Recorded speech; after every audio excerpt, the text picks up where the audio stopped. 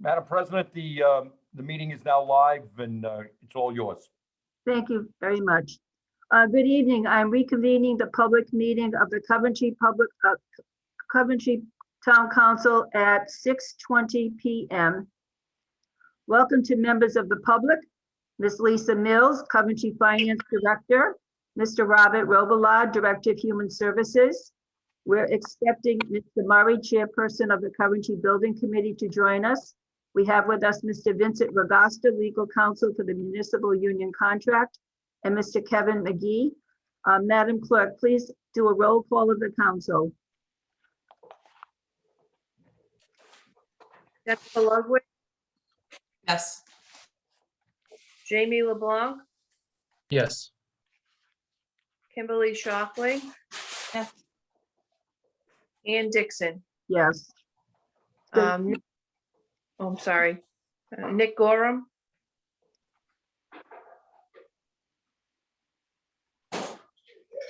Sorry about that. I'm here. Ed Wazika. Present. Thank you.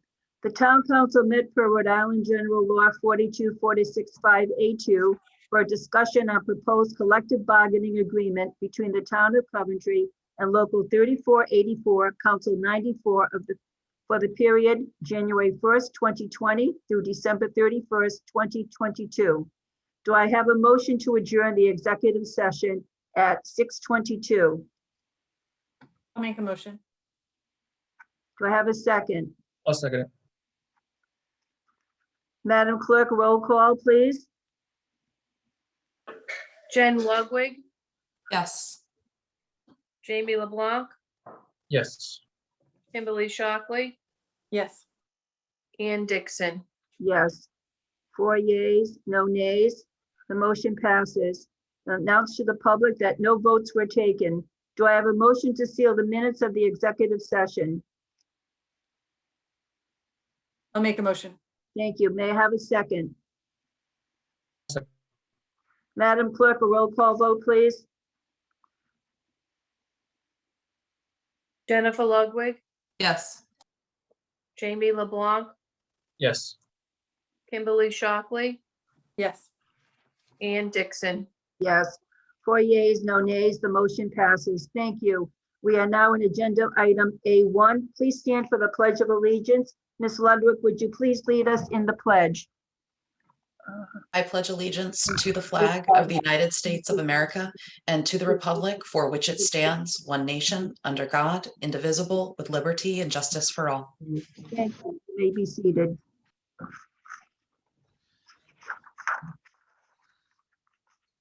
We are now moved to item agenda B2, approval of the council minutes for February 5th, 2021.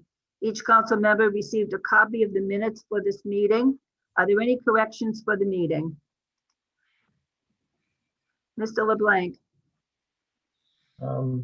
Page 5 out of 42 of our packet, very bottom, last sentence, my name is spelled with an L-E, not an L-A, so just wanted to make that correction. Also had on page 7 out of 42, it says public comment was closed as no additional members of the public came forward. There were actually, I don't think there were any public comment, so I think we can just get rid of the word additional. And then there was one more, sorry. On page 11 out of 42, number 6, it says it will be the liaison with web developers. It's actually WED, W-E-D. And that was what I had.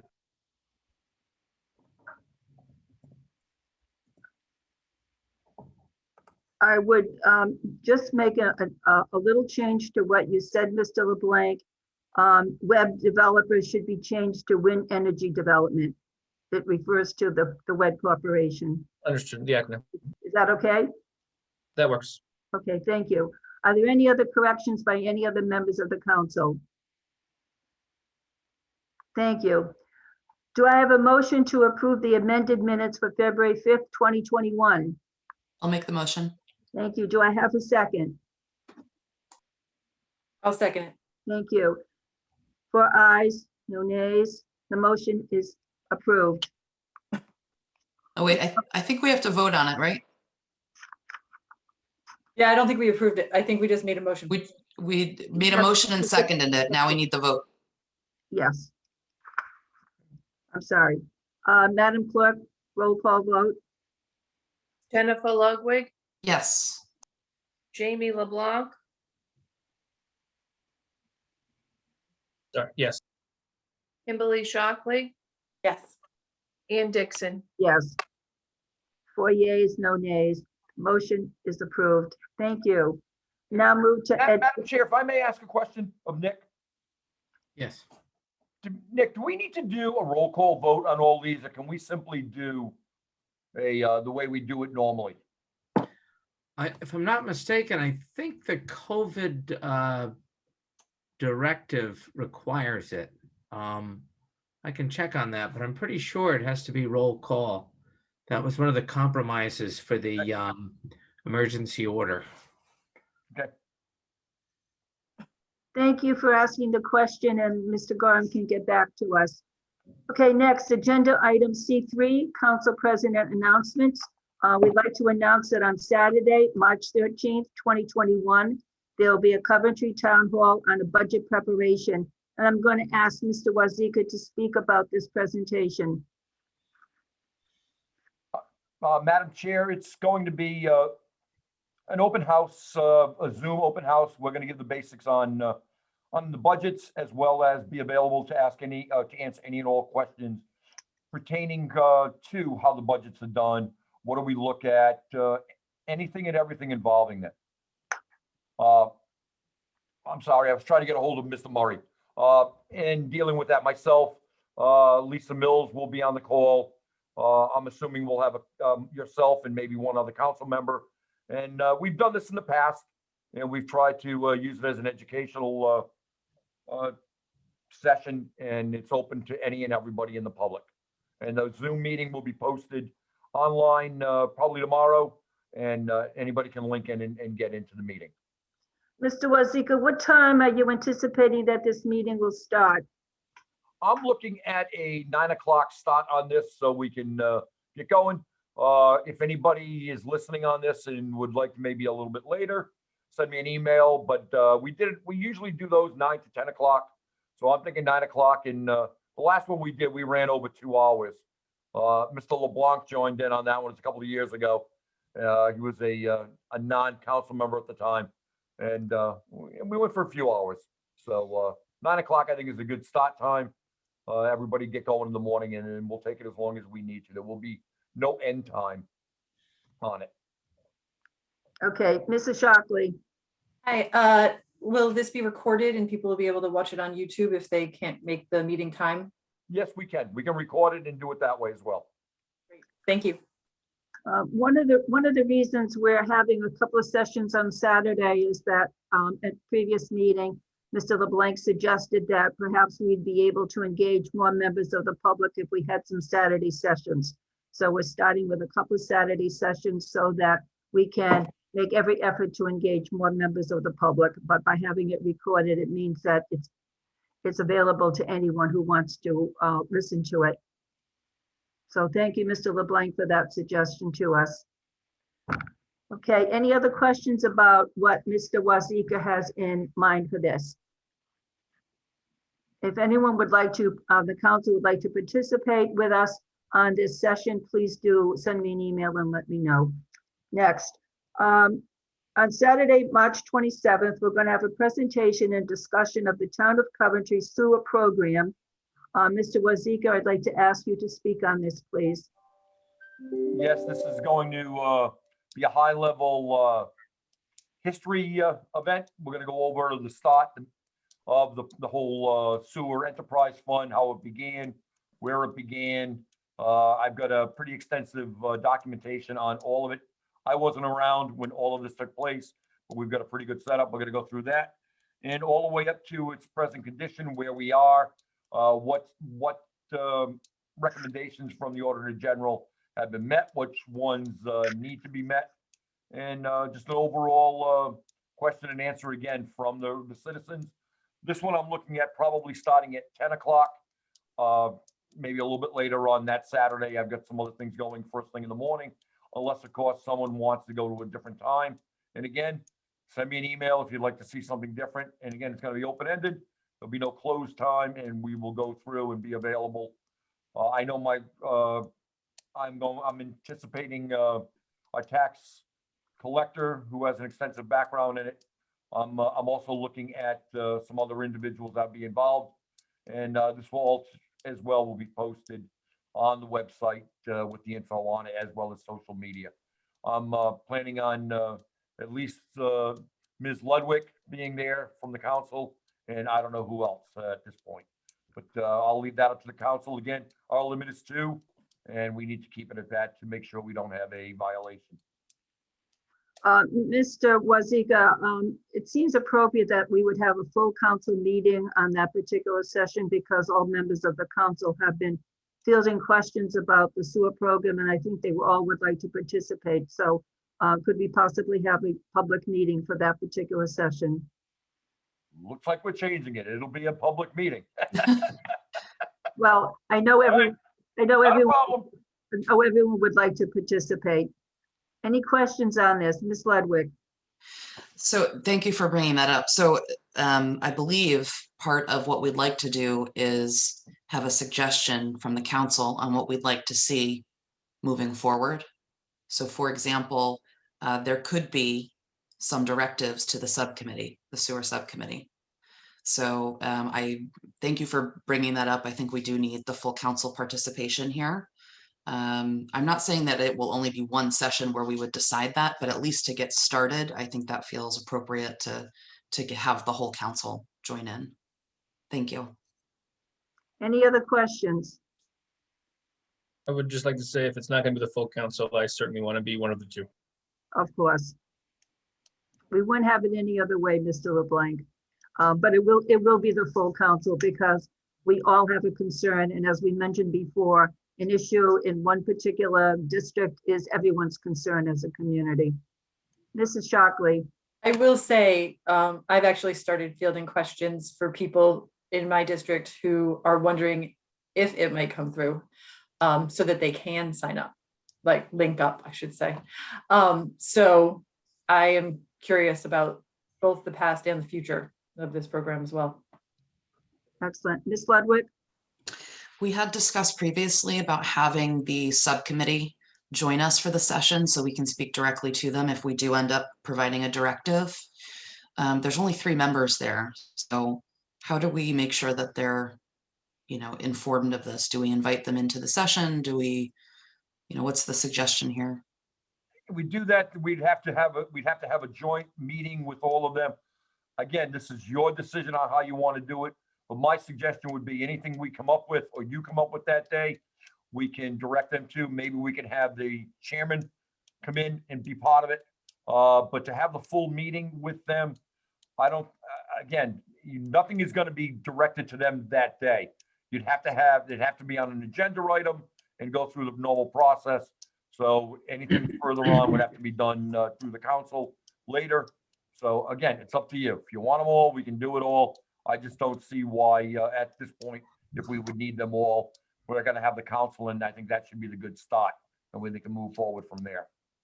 But that's entirely, if you guys direct me to do it, I will have them. I think we should at least have the chairman. I agree on that.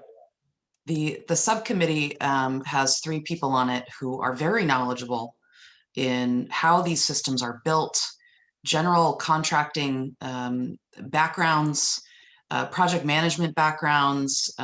They've lived in Coventry a long time. I do think there is a value in having at least the chairman attend the session. We are not, most of us, I almost say everybody, most of us are not sewer experts. It would be helpful to have people who have actually put their hands on one. So I think it would be helpful to at least have Mr. Skirka. And that's why I said him involved is a good move. I think it is. Okay, thank you. And we should consider that this presentation is just the beginning of many discussions that the council will have concerning the sewer program. This is an introduction to history, what we've been able to do in response to the Auditor General's recommendation, and what are the action items that need to be put on some list to go forward. So this is one of many that we will have, I am sure, but it's a good start. Yes, thank you, Mr. Rosica. Any other Thank you. questions? Okay, I'll move on to the next item. This is a list of vacancies that we have on boards and commissions. We've done a very good job as a council in receiving many applications from interested members of the community. We've been able to fill these boards and commissions as quickly as possible. And I want to announce that we do have openings for 3 members for the Conservation Commission. We did not know this when we started off the process, when we had our marathon interview session. We have a need for 3 members for the Conservation Commission. This commission has not been able to meet because it does not have a quorum, so we definitely need 3 members. We also still need members for the sewer subcommittee and alternates. And so anyone can go on the website for the coventryri.org and get an application and submit it to our town clerk for consideration by the council. So just mention that we are still recruiting. We also expect to recruit members for openings for other boards and commissions that will open up in the May-June timeframe. I'm happy to announce, we'll move to agenda item C4. I'm happy to announce that Ms. Lisa Mills, our finance director, has prepared a finance report for July 1st, 2020 to December 31st, 2020. Welcome, Ms. Mills, for your official first presentation to the council. We're looking forward to it. Do we have anything to share, Mr. Wozniak, at this time for the report? I sent that report to everyone in an email this evening. We do have. To try to share the screen for that, the text on that is not going to be doable. I will be posting this on the website tomorrow, though. Okay, thank you. You're welcome. Ms. Mills, it's all yours. Thank you, Madam President. Honorable Council attaches the budget update for December 2020. This represents 50% of the current fiscal year. Revenues are at 54.81%, slightly higher than last year's 54.77%. Expenditures are at 49.71%, slightly lower than last year's 49.91%. I've also attached some financial indicators that it's up to the discretion of the town council if they would like to discuss them.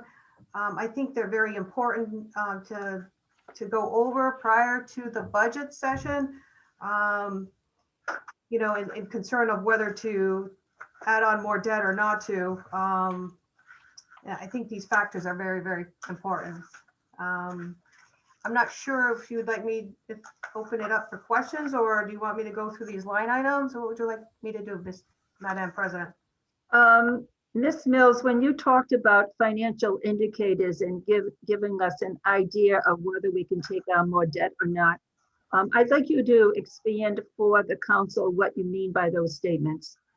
Okay, so if we look on the first chart of the Town of Coventry net position, you know, we have I presented FY19 and FY18 because FY20 financials are not done. And you can see that we have a net position, a negative net position of 140 million, of which 141 million deficit there, our net position, 161 million of it is unfunded pensions, just to put things in perspective. So the reason why I'm bringing this up is because, I mean, ideally, I mean, if you look at this from if you kind of looked at this from a personal perspective, you never want your assets, you know, we have a net asset position of 110 million and our liabilities are 250 million. So if you're looking at from a personal perspective, as opposed to a municipality, you'd probably want to not incur any more debt and maybe look at a long-term goal of how this is going to get projected, how these are going to get paid off, how are the pensions going to be funded, and basically build a projection out for, you know, maybe 10 years to see how that's going to be paid off. It's just a suggestion. And then we look at, I think I've added just another chart of the outstanding debt, excluding the pensions. And our bond debt is going up. So all these factors play also in our bond rating. So it particularly, I did do a little bit of review on the bond rating, and most of the bond, some of the adversarial comments regarding that can put us in a negative bond position would be the unfunded pension. So I'm not sure if it's, if you'd like, the finance department here to look at a projected cash flow analysis of how this is going to get paid out, both the bond and the pensions. And I just think I know they're presented in the financial statements, all this information. I just kind of put it in a chart form to make it kind of, some people can understand the charts a little bit better when they see it, as opposed to numbers. But it's mainly just to bring to light to the town council that maybe we should look at a long-term projection of how we're going to pay this debt down with or without adding new debt. Clearly, if you look at I think the indicators, if you look at our basically our debt, hold on for a second, I'm sorry. So our asset to debt ratio is, when you do those ratios, you exclude your pension, is at 0.64. So what that means is 60% of our assets are purchased with debt. So it might, anything over 0.6 is not really a great strong financial ratio. So maybe we can look at something to reduce these. I know last year we didn't have an increase in taxes. I think that actually hurts us, because now we're playing with last year's budget, and we're basically depleting prior assets, and we're not getting the funding for the current revenue in excess of the increase in union contracts, et cetera, et cetera. So I just wanted to bring that to light. I think we want to really keep an eye on that debt, so we stay in a positive form for our bond rating. Lisa, did our net position get better or worse? 19 over 18. Are we on a? So it got better by $2 million. So our deficit was reduced by $2 million. So it got slightly better. Thank you. You're welcome. And the debt, and just so you know, the bond debt is going down. However, I think we might need to look at that. In my personal opinion, that unfunded pension needs to be really looked at and addressed, and how we're going to pay for that. Okay, Thank you. thank you. We'll use that as a starting point. I'd like to ask members of the council what questions they have for Ms. Mills. Mrs. Shockley. Apologies.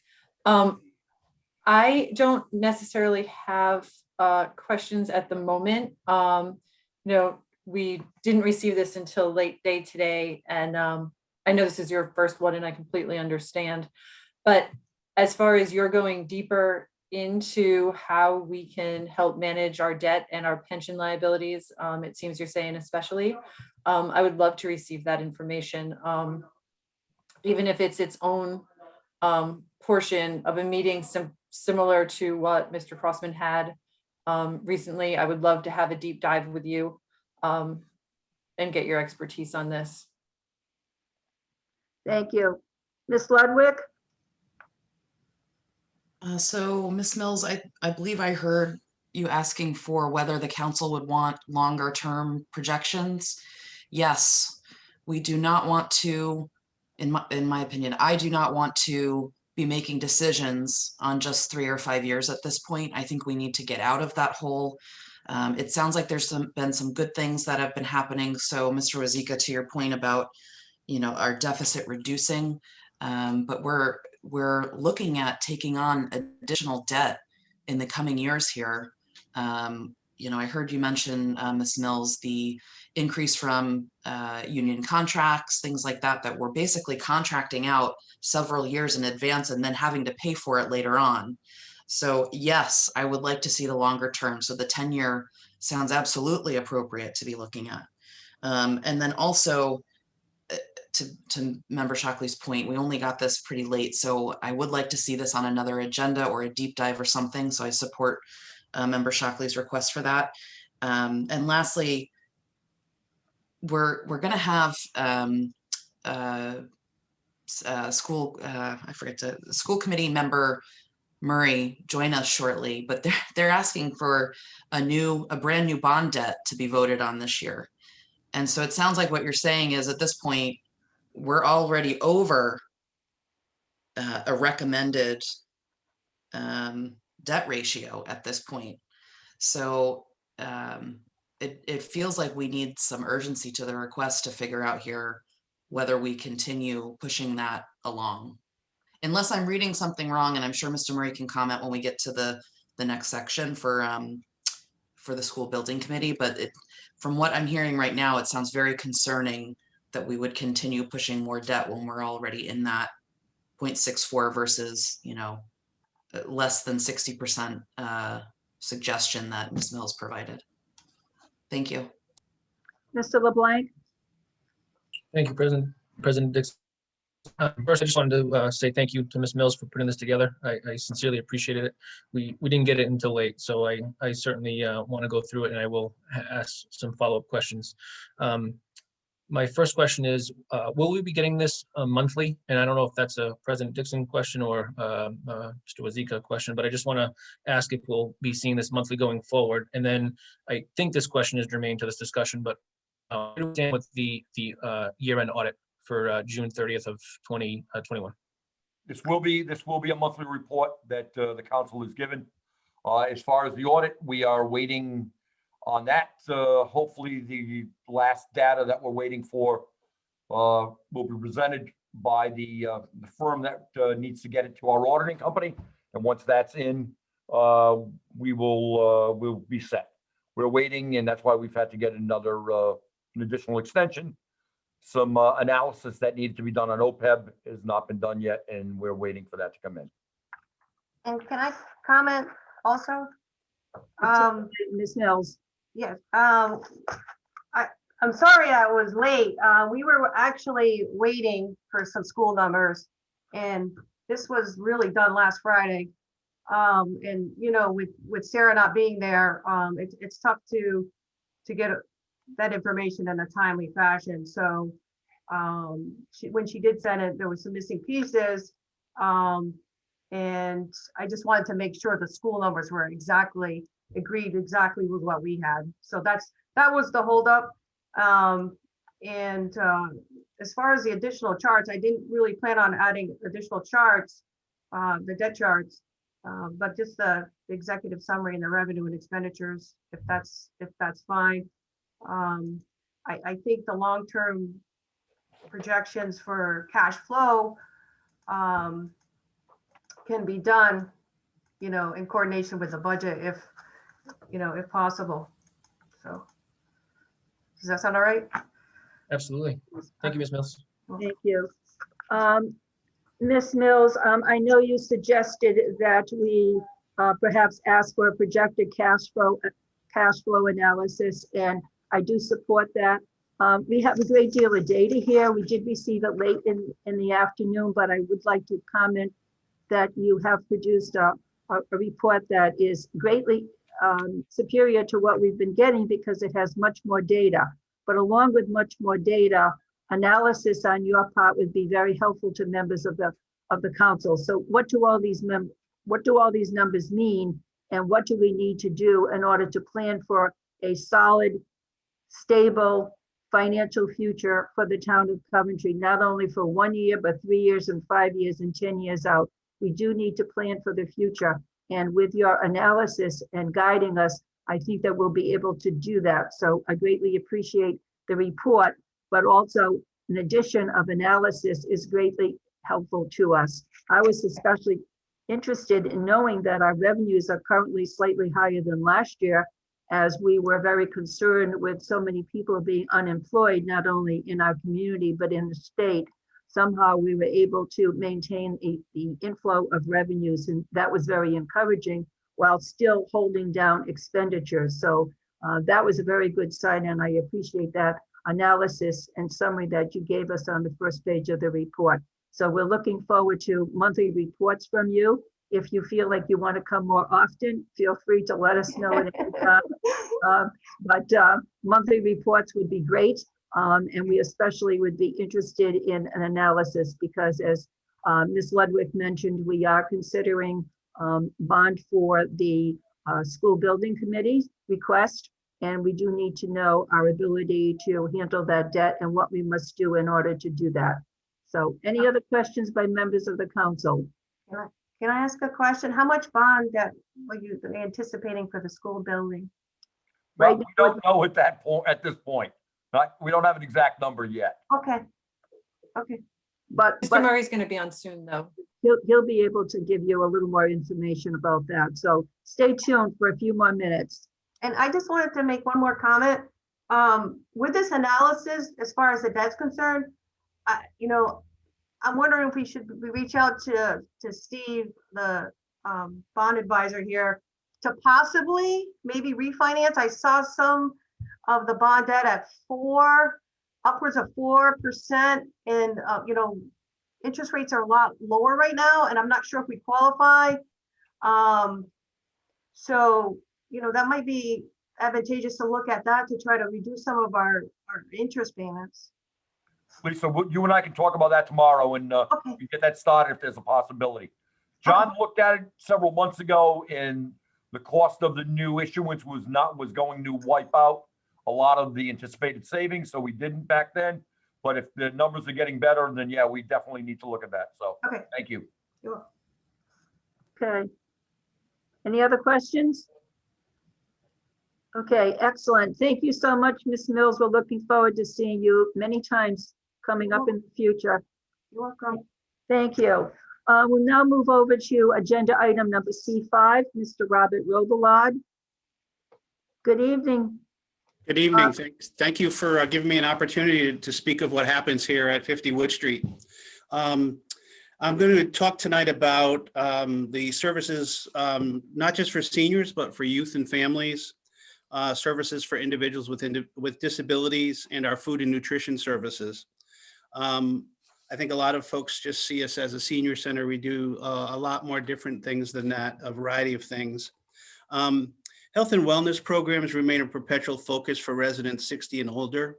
We continue to strive to have our resource center be seen as a one-stop shopping point for services, any services that this segment of 60 and older may need.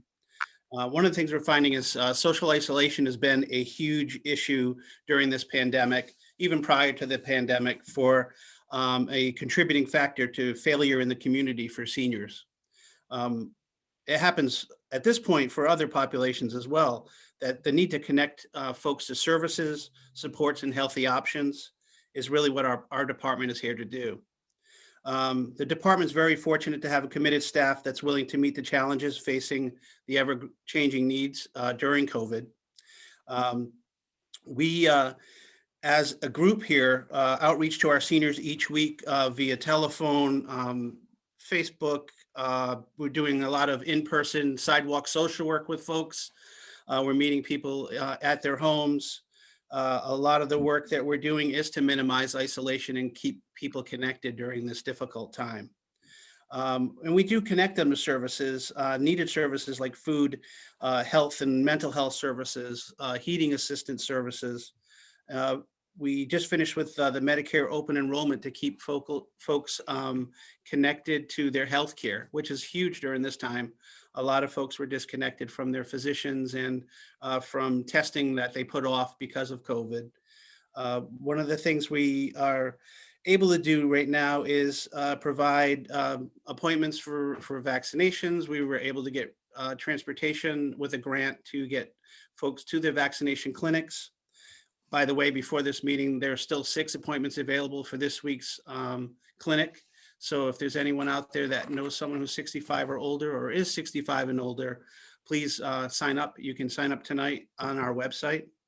One of the initiatives we've started with to limit isolation is we've worked with the Rhode Island Office of Healthy Aging and the University of Rhode Island to do a DigiAge Cyber Seniors project where seniors will be able to get iPads and also training from students at the University of Rhode Island as support services so that they can be connected to their family, they can be connected to some of the virtual programming that's happening here in town and throughout the state. They'll get training and support, and they'll also be able to keep the iPads following the project. It's just a pilot project right now, happening in about 4 senior centers across the state. We are one of them. We're actually sharing the grant with West Warwick. So I'm also presently the current president of Rhode Island Senior Center Directors Association, where we are constantly advocating for our seniors to receive the best services possible. And as a matter of fact, we just supported House Bill 162, which is to assist seniors who are homebound, who meet a 250% of the federal poverty guideline, to get a copay for in-home services so they're not going into nursing homes prematurely. One of the things we're always looking to do for our seniors is to have them remain in the community for as long as possible. I'd like to move a little bit onto youth and family services as well. We focus on our entire population here in town. We work very closely with the school district. We work very closely with our local health centers to make sure our families are receiving the services that they need for health, mental health, substance abuse, and any of the necessary food, shelter, heat, all of those basic pieces of work that we do. It remains vital to identify the needs and supports for families as early as possible. Statistics show that children who don't attend school have higher rates of dropout, prevalence of drug use, and may become more delinquent in the community. So we look at it as a holistic approach and the services that we provide. We sit on many boards and coalitions. We sit on the Kent County Prevention Coalition, which addresses substance abuse and programming for Coventry and the local Kent County area. We also have our own Coventry Substance Abuse Task Force here in town, which provides a lot of services in connection with the schools, in connections with some of our health centers. There's community projects that are happening. Those signs that you've seen around town about positivity have really come out of that project. There's been some great work with our police department and our fire districts to kind of do some wraparound services and connections for our families here in town. We also are working very closely with the Truancy Court and the Juvenile Hearing Board here in Coventry. It's kind of on a delay now because of COVID, but the hopes are when they actually are able to meet to do some wraparound services for at-risk families here, students that are not attending. A lot of our staff actually participate in that and provide case management and connect those families to services that they wouldn't be connected to. So I don't think that that's something a lot of folks in our town see. We also are working with a 3-year grant with the school district to train all of the school and municipal departments in trauma-informed care. That was a 3-year grant, $440,000 that I co-wrote with the superintendent to provide that training for our school bus drivers, our food service workers, all the way up to our school committee. There'll actually be a training coming up with an invite to our folks here on the town council to participate in a training on trauma-informed care and what that means to a community. and what that looks like as a whole system change. We're looking at policy change. We're looking at things that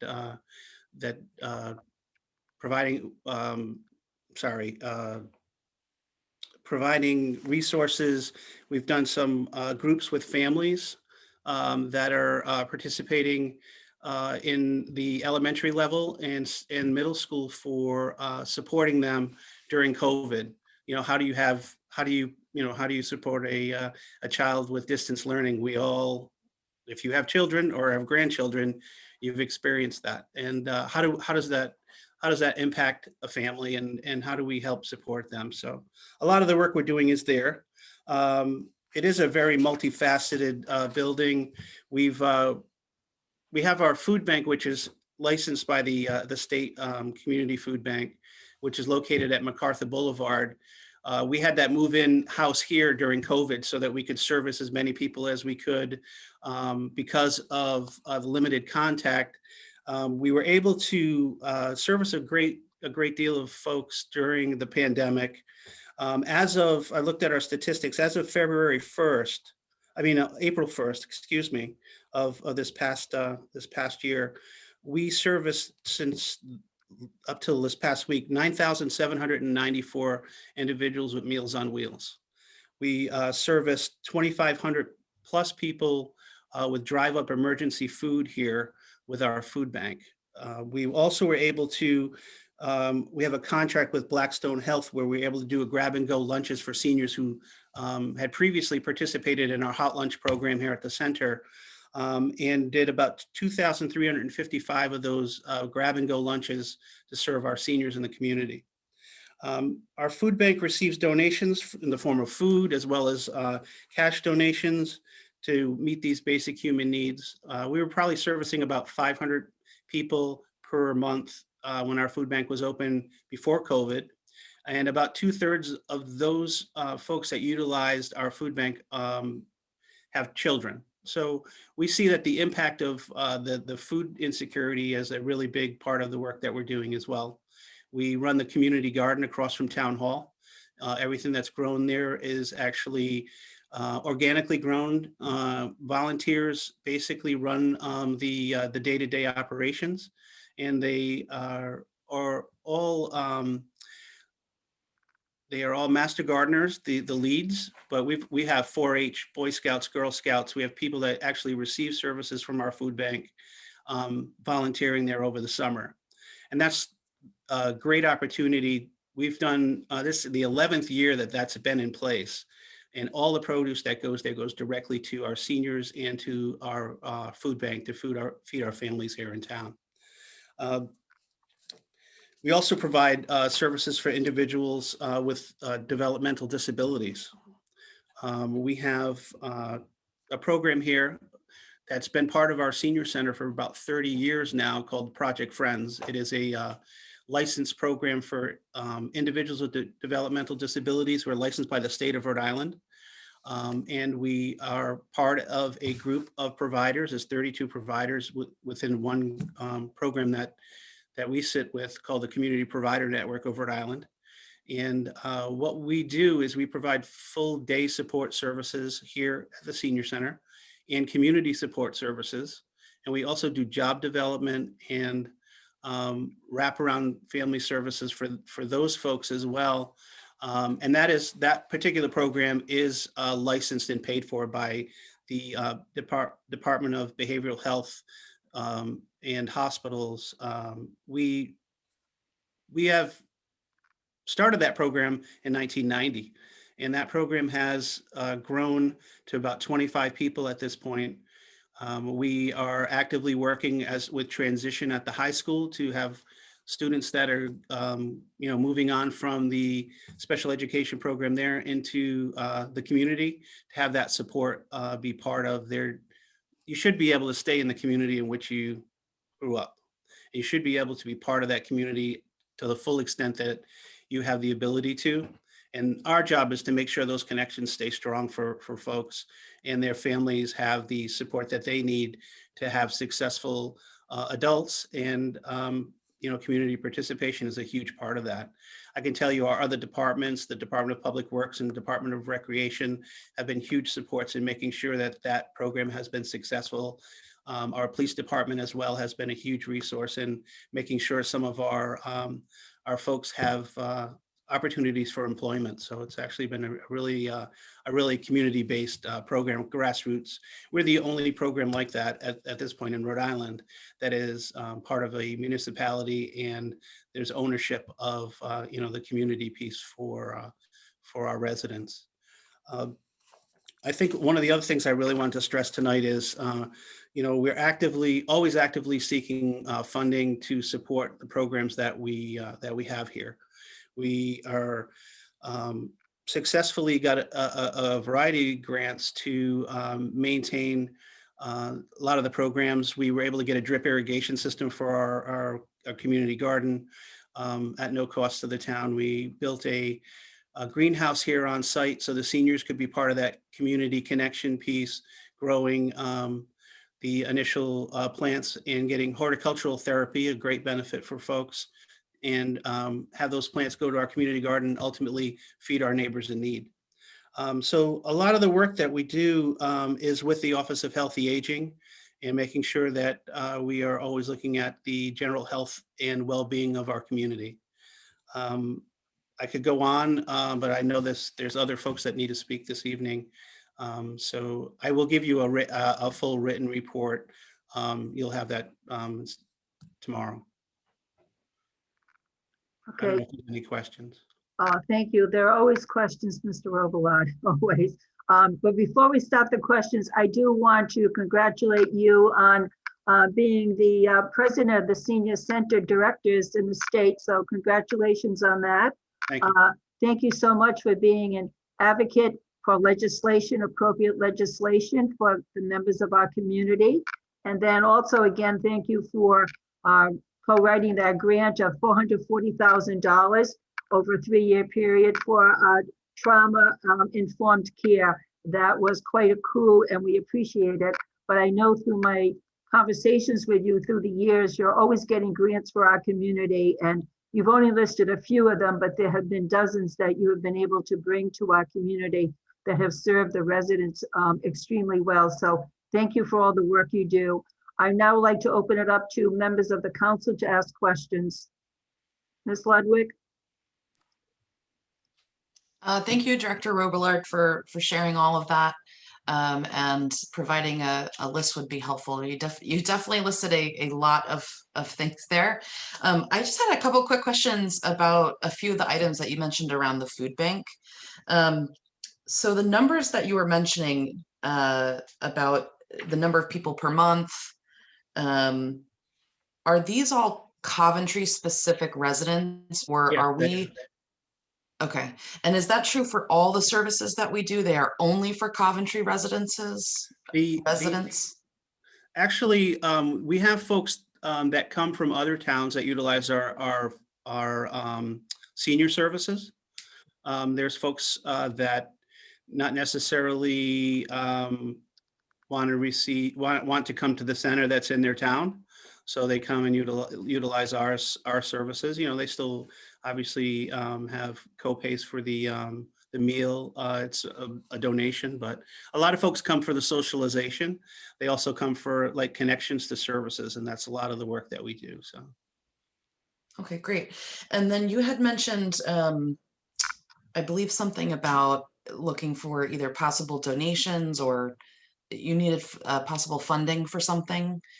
Do you mind just repeating what that was for and how can that be made? Well, one of the if you're talking, I think you might be talking about the food bank and donations that we received for the food bank. We actually get donations from a variety of different places, from citizens. We actually have a drop off here where folks can drop off food if they want to donate it. It has to be non-perishable. We basically take it in and review it for dates and safety before. There's a whole series of things that need to happen once we get a food donation that we take care of. But we also accept cash donations because it helps us purchase food from our state food bank. It also helps us purchase any of the extra things that we can get for folks. We have donations from some of our local businesses as well, like Stop and Shop and BJ's, where we're able to give out that food to our folks that need it. So. Okay, thank you. Members of the council, any other questions? Mrs. Shockley? I don't necessarily have questions, but I did want to thank you. I had a couple residents reach out when we first started the COVID vaccines, and I know you reached out to them and assisted them in getting set up. So I just wanted to say thank you for that. And it was really great to hear how you work with other agencies in our community, Parks and Rec, the schools, the police, the fire department. And I'm really hoping that we can work off your example and have a lot more cases where, you know, different members of our community reach out to each other and assist. So I think this is great information. I agree with Jen that having it written out might be nice in case I didn't catch it all. But yeah, like I said, knowing the ways that the community, you know, you see the community garden, but I've never really known who maintained that or what it was for. So it is good to, you know, get this information about what our town is doing to help you know, the residents that most need that sort of assistance, especially during the loneliness of COVID. So thank you very much. Thank you, Councilwoman. I think that collaboration, this town, there's a lot of collaboration that happens that, you know, we don't ring our own bells very often because we just do the work. So this opportunity to talk about what we do is, for me, I think a great thing. Even though I babble, I think it's an important collaboration. If that's the only message you get out of what I say today, collaboration is what makes this town a very strong town. And I'm a lifelong resident, just so you know. And I truly believe that collaboration is what makes this town so great. Thank you. Any other questions? Mr. LeBlanc? I just want to thank you, your team and your department for all the work that you do. And I also want to say that I really appreciate the fact that you were willing to help get that grant, that 400 and I think it was $440,000 grant over 3 years. So, and all the other work that you do, but just wanted to say thank you. I appreciate the appreciation. Thank you. And I'd also mention a special example. I was taking Tai Chi, which was open to any member of the community. I don't think it was called Tai Chi, was it, Mr. Robelard? Yeah, it was wellness Tai Chi, yeah. Wellness Tai Chi. It was open to any member of the community. So I was taking wellness Tai Chi. And then when COVID hit, I received a phone call from the center asking me if I was okay, did I need any help? And they were actually calling every single person who had ever had any touch point with the center and calling and asking if any member needed any kind of assistance whatsoever. So that was a personal phone call that was made to every member who had, any person in the community had actually received any kind of service or participated in any activity. And I thought that that was a very highly important touch point for me, but also for all the members of the community. And of course, some members do needed that personal touch and they did need help. So thank you very much for reaching out to all members of the community. Any other questions? Okay, thank you. We'll move on to agenda C6. Thank you, Mr. Robelard. Thank you. And I just want to mention that this presentation is part of the council's series of department head presentations to provide members of the community with information about the role of the departments and the benefits and services that individual departments provide to the community. In future meetings, we will hear from Public Safety, Parks and Recreation, the library, and we'll call back Mr. McGee to talk about Department of Public Works, as we only heard about the trucks, and there's lots more that's going on in DPW than just trucks that are breaking down. So we will have presentations from all of those departments very soon. So thank you. Welcome, Mr. Luke Murray, Chairperson of the Coventry Building Committee. We're ready for an update. Thank you. Thank you, Madam President. It's always tough to follow Bob Robillard. He has so much on his plate and he does so much with all the other departments in town. He's great at collaboration and I always learn a lot from him. But I'll move on to the school necessity of school construction. I am going to share my screen if I can. Mr. Wazika, if you can give me sharing capability.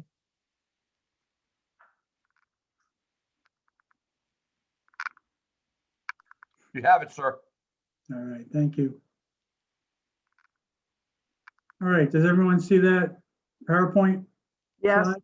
He's shaking heads. Thank you. I'm just going to try to keep it brief, but I'll be certain to answer any questions you may have tonight. To give you a quick update on what we've done to date over the past month since I gave my last presentation.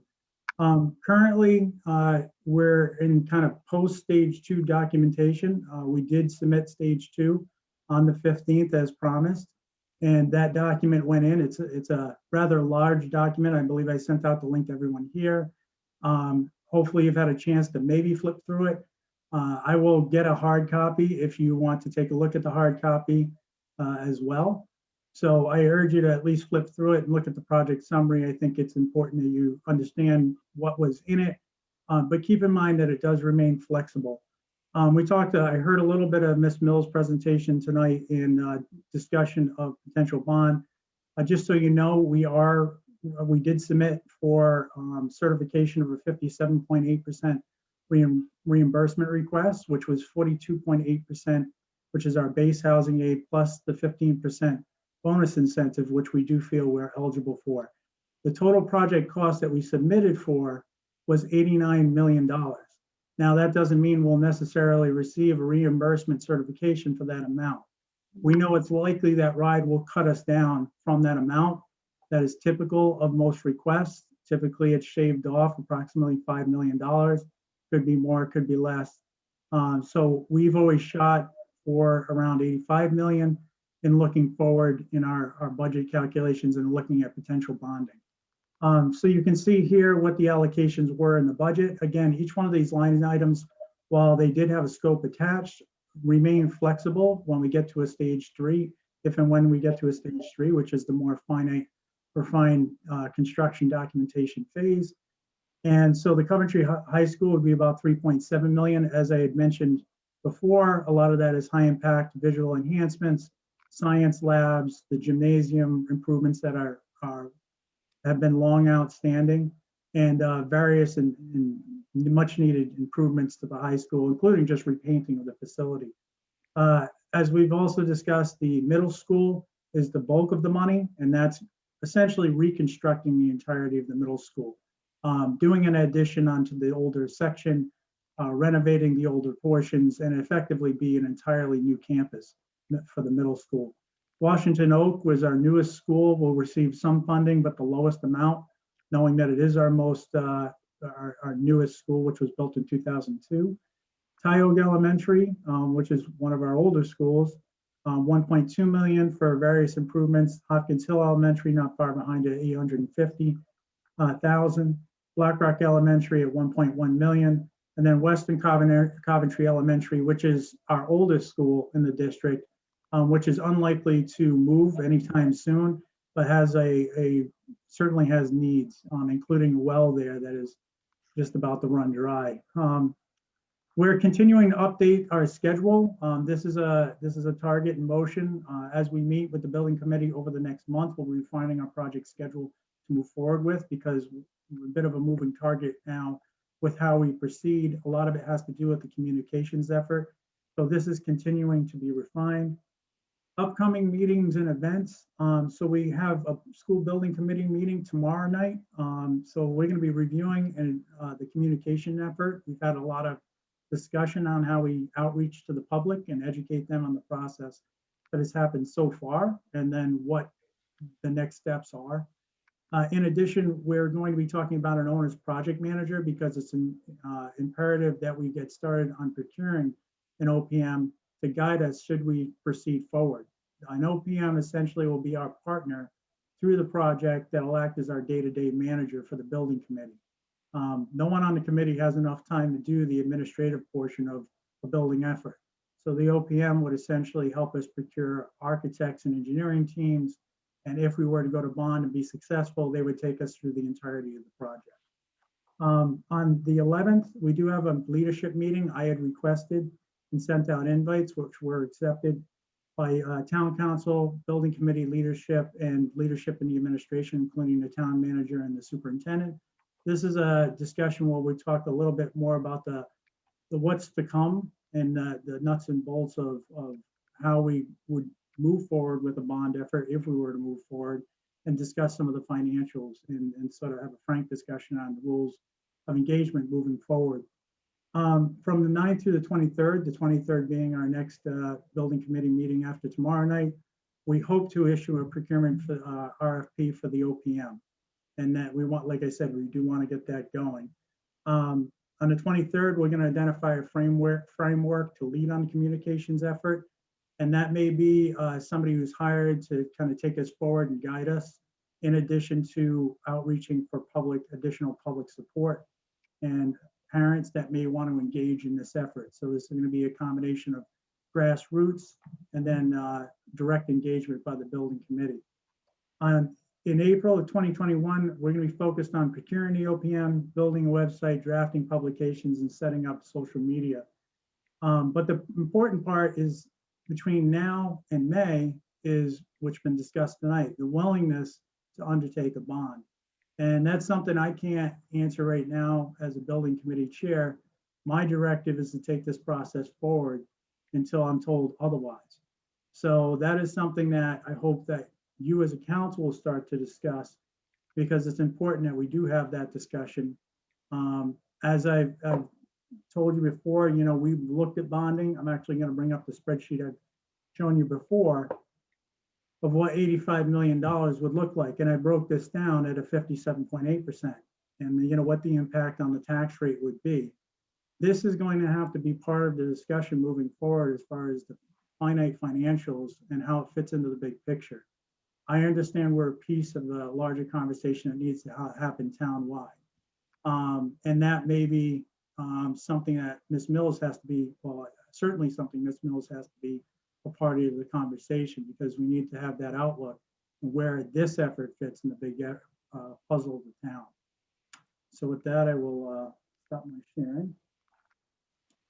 And I think that what the big challenge for me moving forward is, I want to keep the building committee moving in the right direction. And by that, I mean, we need to let the public know what we've done, where we've come from over the past 2 years, and where do we go from here. The big difficulty I'm going to find over the next months is, where do we go from here? I've talked to a couple reps who are willing to help us draft enabling legislation should the council want them to do so through resolution. But again, I can't answer that question, and that's going to be something that we're going to have to continue to discuss in the big picture of the financials. So without further ado, I'll entertain any questions that you have. Members of the council, questions for Mr. Murray? Ms. Ludwig? Thank you, President Dixon. So, Member Murray, so it seems as though things are kind of progressing through the different stages, but when do we actually have to make the next decision? I think you said is that in May? Yeah, so I anticipate that RIDE will come back in late April or May with a decision on the reimbursements. And obviously we want to confirm that those reimbursements are what we think they are, which is the 57.8%. Obviously anything less than that's going to have to be part of the discussion, right? The drop dead for a decision, I would say, would be in the June. The legislative session's ongoing. Anything I believe put forth on behalf of the town doesn't count towards the typical deadline for the legislators to put in. So the enabling legislation could be put in through June, but that's the budget cycle for the state. So certainly don't want to put too much in the mix on that if we were to submit something for consideration. Mr. Gorham? Thank you, Madam President.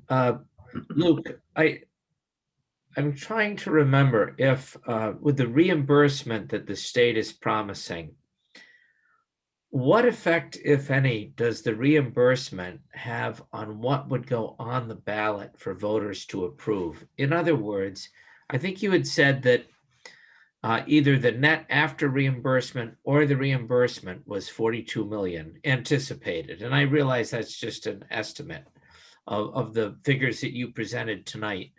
So if that's the case, what would go on the ballot? Would it be the So- full amount before reimbursement?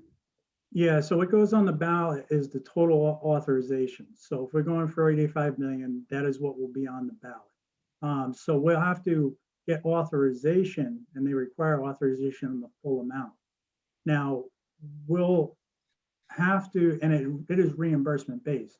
So we'll have to Yeah. eventually expend that amount, and then it'll be reimbursed over that 20-year time frame, and that, and whatever allocation there is, plus the principal and the interest. So the reimbursement payments are after we make the payment, the yearly interest payment. I think that's how I remember it from previous, inducements by the state for this type of project. Yeah, with exception of, there is what's called a pay-go amount of Yeah, 15% of our base aid reimbursement percentage. That's how it's calculated. So I believe, I'm just looking at my spreadsheet here, but I think it was around $7 million and 7.7 million in pay-go. That's up front. That effectively could even be issued directly from the state for invoices, which effectively is the approximate cost of the improvements at all the other schools less the middle school.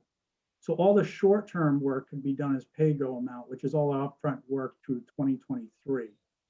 Where we get into our projected is when you get into 24, 25, that's when we're going to have our largest expenditure. So we won't really realize the full debt until the end of probably 25 into the 26 budget. And that's when we have to realize the full impact on the rate. So what I've been saying over time is you'll have to ramp up over time to get to that. Like, you don't want to, drop the rate on people in one fell swoop. So hopefully you're planning as you go. but Ed, do you have something on that? I saw you shaking your head. Well, no, I mean, just like with the police building and DHS building, you're gonna have to draw down a substantial amount initially to give to the contractor on your initial payment on that. And we'll be paying the debt service on that at that point, but won't be eligible for reimbursement until the entire amount is actually put out there. So the first year or two, when we're still gonna be spending some substantial amount, there's gonna be no reimbursement on that until the entire amount is borrowed and drawn down on. Well, yes and no. So the pay-go can be directly paid to the contractor. So the 7 million up front. I'm not talking And about then the we pay-go. probably take bands in short-term waves. So bond anticipation notes, which are 1 year, and you only pay on the principal. You can't carry the interest. So there's ways around that. And that's why it's not for tonight.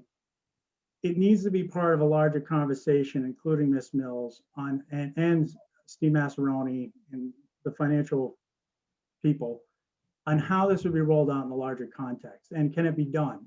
And if it can be done, how is it smartly done? Because right now, the other risk that I see and concern is, with the bond anticipation note, is interest rates are extraordinarily low right now. It's likely to go up over time. So what do you lock in now versus in 3 to 5 years? And that's right. part of the discussion. So, but that's, again, It- that's so high it's gonna- level, Go So ahead. the way the plan is presented right now by the state, the Department of Education, it will require an annual appropriation by the General Assembly to pay its share of the interest and principal each year. Is that a question or a statement? Yeah, well, I think, yeah, I guess it is. It's a question. I think that's how it's going to work, but I'm curious if you're. I have to talk to bond counsel on that. I don't know if they're affirming anything. I know that we're automatically through our legislation and RIDE, as far as their calculations and the formulas, eligible for that 42.8. What gets iffy is the extra 15%. So what they've done is, I've talked to Joe De Silva about that. He's willing to issue a letter from RIDE affirming that we would get the 15%. But of course, in the state world, nothing is, Right. nothing's set in stone, right? It's a letter from the Department of Education, but the Department of Education gets its money from the General Assembly each year in the budget. That's, yeah, all right. So I mean, there's, Thank you for the presentation tonight. No It was problem. very good. Really. Mr. LeBlanc? Thank you, Mr. Murray, for your presentation. I sincerely appreciate it. Quick question for you. Since we're going to have multiple schools going, having renovations all at the same time, can you just speak to what happens if the change orders come in and all the costs are actually higher than the authorized bond? Or is there overages already in the bond amount that you're going to propose? Just wondering if you could speak to it. yeah, so as part of the process, RIDE makes you, as part of the stage 2, draw pretty finite plans, not to the stage 3 level, but you have to be at a precision to be able to cost estimate relatively close. And then it has to be not only estimated by the architect, but sent out to a third party and estimated. And in their estimation, they also put some float or contingency in their budget at this phase, because obviously it'd be considered probably a 60 to 75% work set. So there is a 10 to 15% contingency built in. And we know right now construction costs are high because material and supply chain, that's likely to come down. But that's always built into the project. Once we get to stage 3, if and when we develop 100% documents and we're recost estimated, we'll also build in float. And I would expect that we'll have to value engineer, which is always part of a project, down to a level where we don't have those change orders. I mean, you always have some change orders on a project, but you build in it up front if you're smart. You don't bring it to a level where you expect there's nothing that's going to happen on a project of this magnitude. I appreciate it, Luke. I just get concerned with having so many different schools and renovations, kind of multiple projects all at once. Just wanted to ask the question. Thank you, though. Yeah, Appreciate the we insight. are looking at doing like a construction manager at risk model. We've talked about that, which essentially brings the contractor in at a very early phase. So it's all kind of estimated and the scopes built together so we can execute very quickly and have it done within a year's time frame. And it tends to eliminate a lot of those potential change orders on small projects. That makes sense. Thank you. Yep. Ms. Ludwig? So it sounds like we're waiting for some information to come back on what is actually going to be, I guess, approved or confirmed. So while we're kind of in this waiting mode, we heard from Finance Director Mills before, and we've talked about looking a little bit farther out, looking at some of our what's in our debt ratio, what do we have capacity to take on, how does that possibly affect our ratings, things like that. Is it too soon to start doing something where we put all of this big picture in one place? So I mean, this is a massive effort on your side. I know that you're doing work with bond counsel and everything on the side for this particular project. How do we connect the two into having a town vision for everything that we possibly could take on or may take on? Has that already been happening, or are we waiting for kind of the information back from RIDE? So if it's a question for me, I know that from where I sit, the way I've approached it is to do exactly what I said earlier. I reached out to the leadership. I said, I'd like to have a meeting, right? And that leadership meeting, my hope is that we'll start that conversation. So I don't know where the town sits and where Ms. Mills sits, and she can speak for herself on what the long-term plans are for the town as a whole. I can say I'm more than willing to work as the school building committee chair with the town to provide our piece of the puzzle and see how it fits in and see if there's any way creatively we can make it move forward. And that's the start of that discussion is this week. Okay. So maybe in line with that, then, I mean, we need to have, in my opinion, we need to have the bigger picture discussion and see kind of where this fits in line with what we're asking Director Mills to put together as well. So I look forward to that discussion. I think we settled on a time for Thursday, but at least from where I'm sitting right now, we should somehow have a bigger picture where all of this is put in one place for the town council to look at as we go into those decisions in May. Thank you. Thank you. Other questions from members of the council?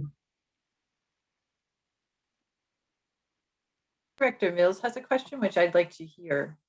It's not so much of a question as, yeah, it's really more directed, I guess, at Lucas. I'm not sure to what extent has the bond advisor been involved on this analysis. I'm familiar with, I've worked with Steve, the bond advisor in the town of Portsmouth, and we did something very, very similar for the school there. And to your point about the interest, it was for the first couple of years we only did sort of like a line of credit for the contractors. So that's structured within the bond. So the bond is not really started until like year 3. Is that the way this is going to be structured, for one? And then did Steve look at these numbers? Because I did a similar cash flow analysis for Portsmouth, and I'm wondering, I don't know if I've seen that here. Did we talk to Steve about this? Or, I mean, to the extent of not just the capacity, because we also have the cash flow. Is it going to affect our bond rating? What's our rate? I mean, I know the interest rates are low now, but if we bring out this capacity, affects the debt to equity ratios more or less. And could you? So I can answer a couple of those questions. Okay. So I did request, and we did meet with Steve Massaroni a couple months ago. I needed to get some projections done for the stage 2. RIDE requires that we provide projections and the bond analysis. So we did provide that as part of the stage 2, and Steve was part of that discussion in addition to bond counsel, and Mr. Wazik was in there in that discussion as well. He followed up. I can provide you, I'm sure Ed can provide you with the analysis that he did on a couple different, the base reimbursement and the additional bonuses. I actually, at first we thought we were eligible for the 10%, then we ran it at 15%. What we didn't get into, and I don't think it is extent, was some of the debt ratios and things that you're discussing, and that needs to be discussed. And so my hope was, after this meeting, which I'm assuming may include yourself, is that we meet again with Steve and bond counsel to discuss, where do we go from here, right? The larger discussion on how it impacts the town. And then if we were to move forward, what's the process and what does that look like? Lisa, I just sent you the analysis. Yes, thank you, Ed. I just saw it. Thank you. Does that answer everything for you?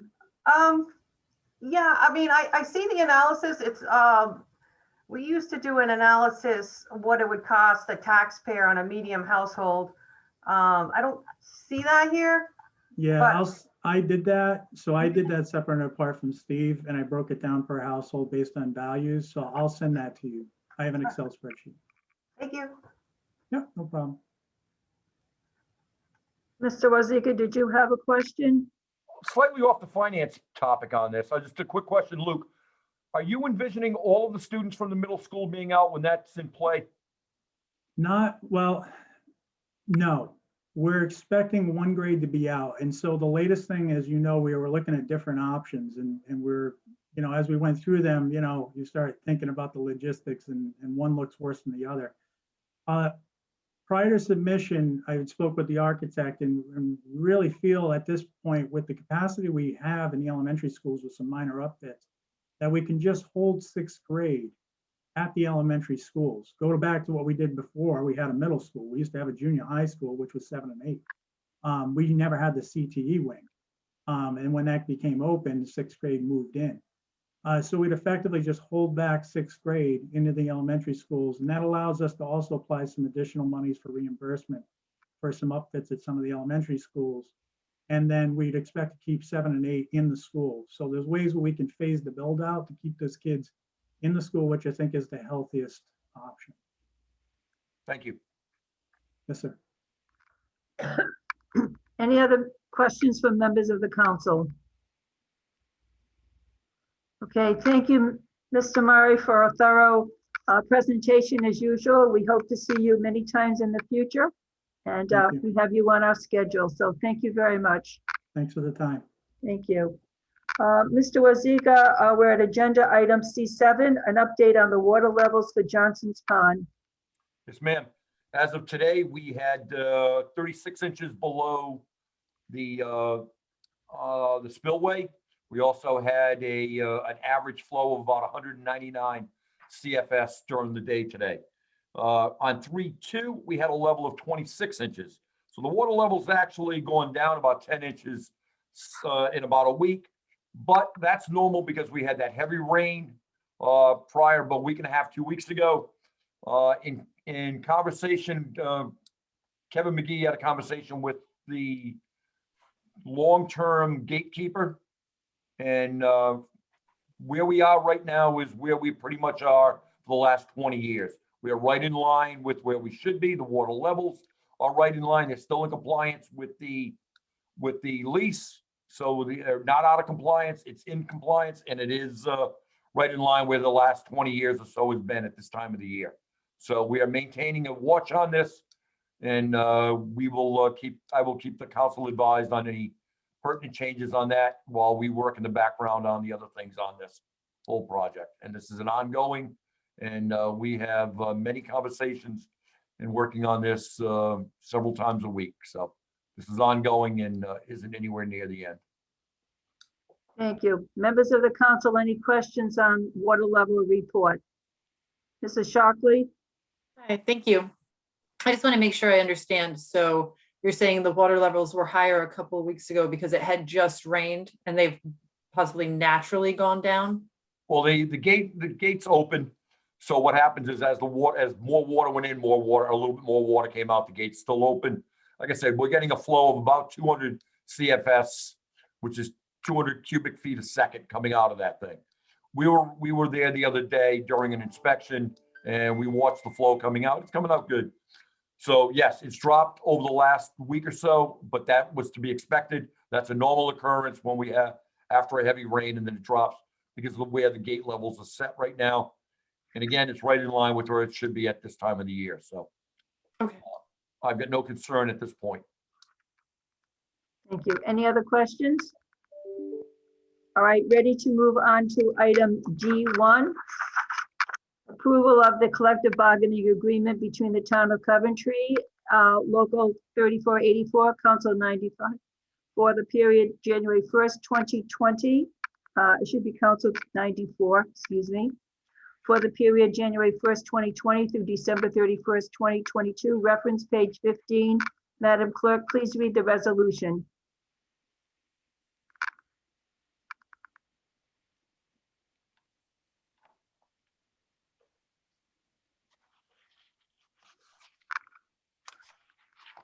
A resolution by the Town Council of the Town of Coventry approving a collective bargaining agreement between the Town of Coventry and AFSCME Council 94, Local 3484, for the term of January 1st, 2020 and December 31st, 2022. Whereas the Coventry Town Council of the Town of Coventry hereby approves the attached AFSCME Council 94, Local 3484.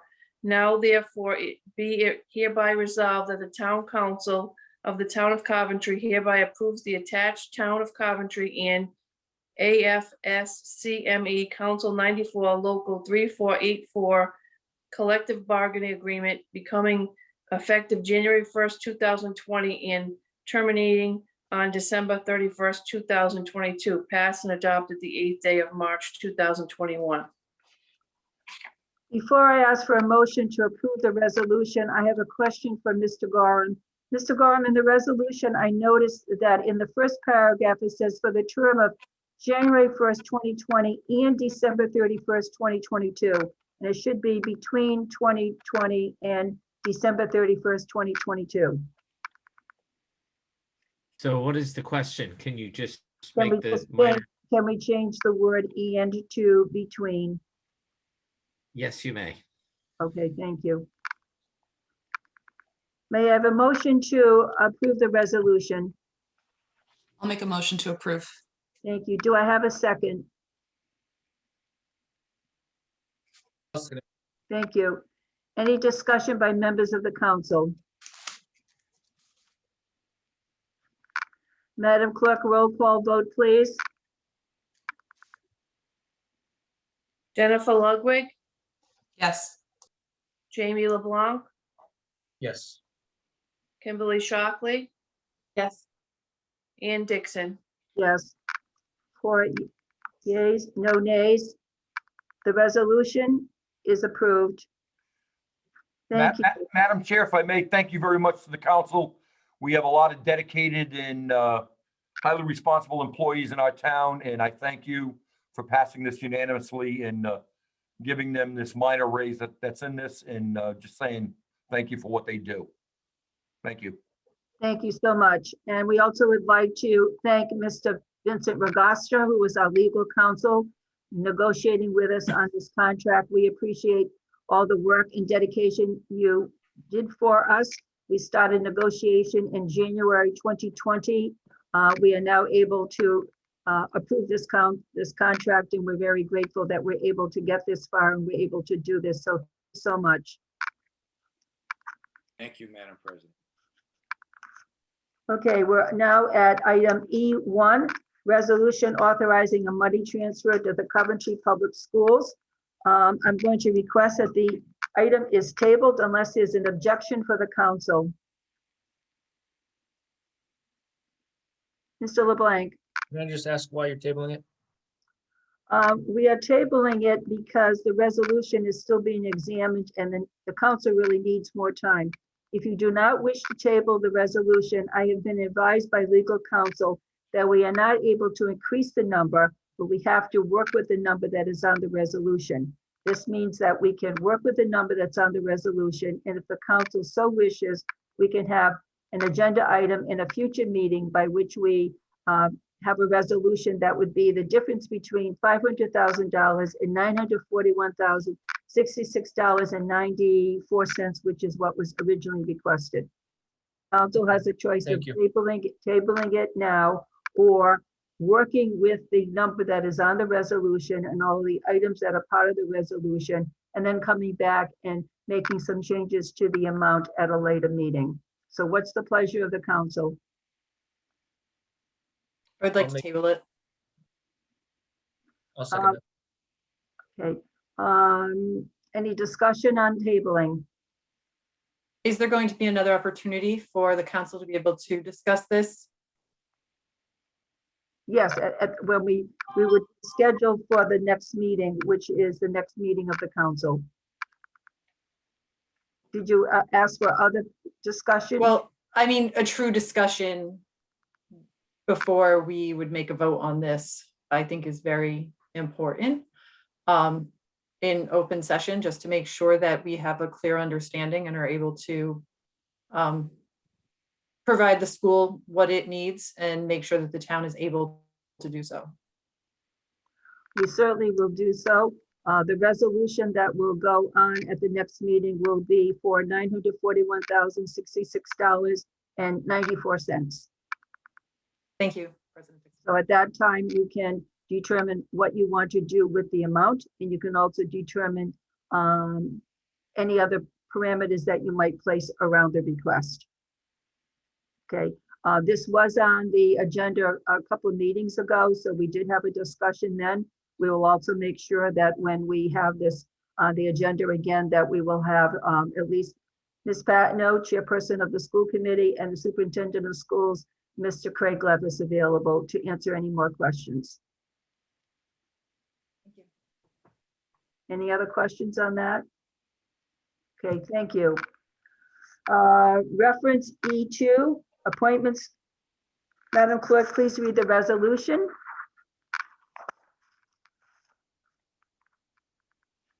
Resolution of the Town Council of the Town of Coventry, State of Rhode Island, reappointing or appointing members to the Coventry Land Trust. Resolved that the Town Council hereby reappoints or appoints Josh Clements, 10 Gentry Farm Drive, to an unexpired 3-year term of office expiring November 22nd, 2023. Joyce Peretta, 920 now Town Farm Road, to a unexpired 2-year term of office expiring November 22nd, 2021. Okay, do I have a motion to accept these appointments? I'll make a motion. Thank you. Do I have a second? I'll second it. Any discussion by members of the council? Madam Clerk, roll call vote, please. Oh, I think, Oh, I'm sorry, Mr. Wazika. Just a note from our solicitor, you are not required to do a roll call vote by the thing, so you can go and work off of just a normal A or nay, if you care to expedite your votes. Just for clarification, Madam President, the practice has been to do roll call votes since COVID began. I read the emergency order again today to see if it's required for every vote to do a roll call vote, and it's not. I'm not suggesting that you should discontinue your practice. I'm simply informing the council that it is not required under the OMA or under the emergency order that enabled the town council to do these Zoom meetings as an alternative. It's not required by either. So it's up to the council.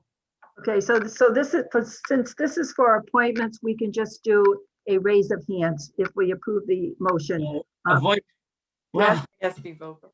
maybe accompanied by a voice vote as well. It has to be vocal. Well, I'm just saying that that's how we've always done it. I guess you can raise hands. I guess you could. Well, I mean, Aye. vocal would mean, yeah, I, Yes. Member Shockley set the precedent just a moment ago. okay, so we've all had an aye. Great. Aye. Aye. For raised hand ayes, no nays, the motion passes. Congratulations to Mr. Clement.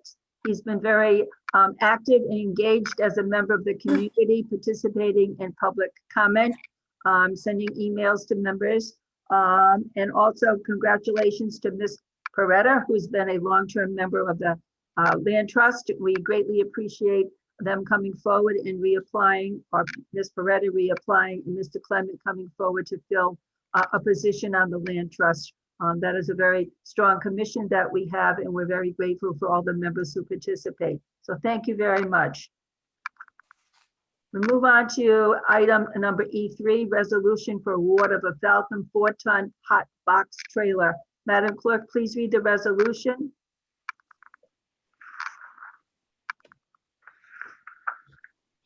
Okay. Be it resolved that the town council hereby affirms the award of a purchase contract by the town manager pursuant to Article 5, Section 10.23 of the town charter for the award of a Falcon 4-ton hot box trailer to Midwest Paving Equipment Incorporated, 757 DuPage Boulevard, Suite 2387, Glen Ellen, Illinois, a distributor for Sourcewell, formerly known as NJPA,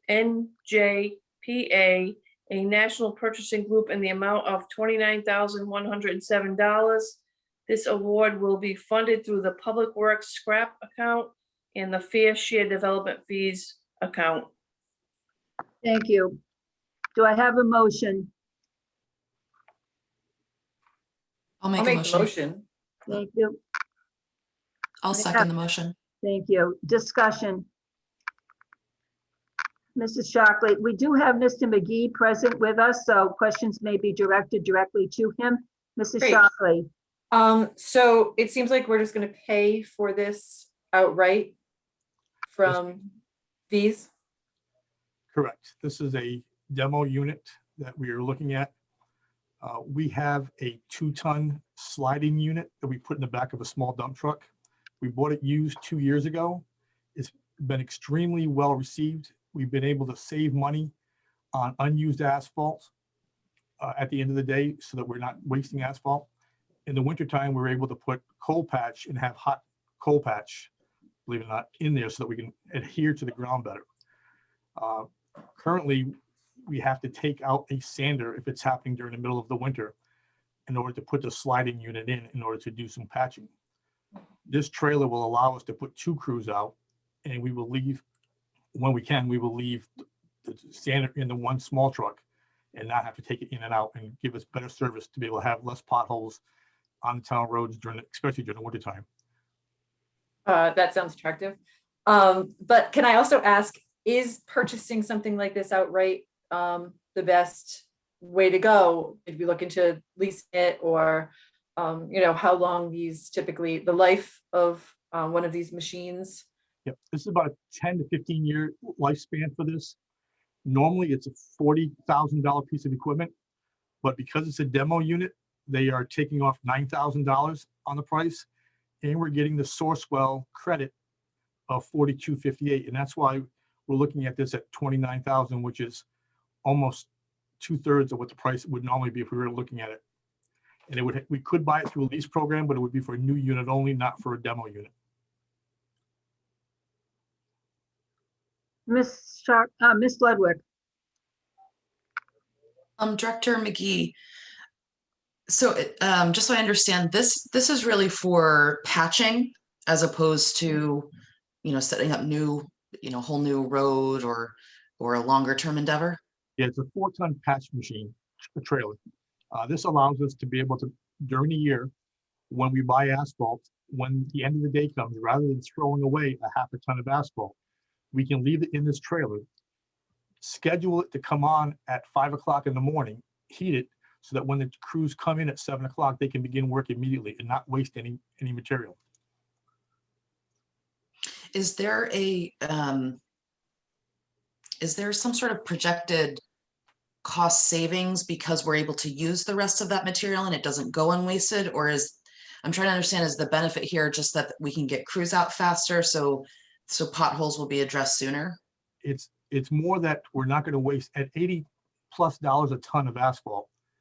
If we lose 1 ton of asphalt by the end of the day because they're making several trips, rather than put it into a truck where it gets cold and we reduce the amount of time that we can utilize the asphalt, this can stay in for the entire day, from the day the moment they start until the exact end of the day, and any leftover in there at $80 a ton is saved. The cost benefit was going to be between 2 to 3 years to find that difference, and also it's on productivity. The easiest thing for us to invest in is in equipment and not necessarily in manpower. The employees we have the same amount of employees. We're trying to save money on equipment and time that we have. These people are down, and we're losing dollars on these unused asphalt.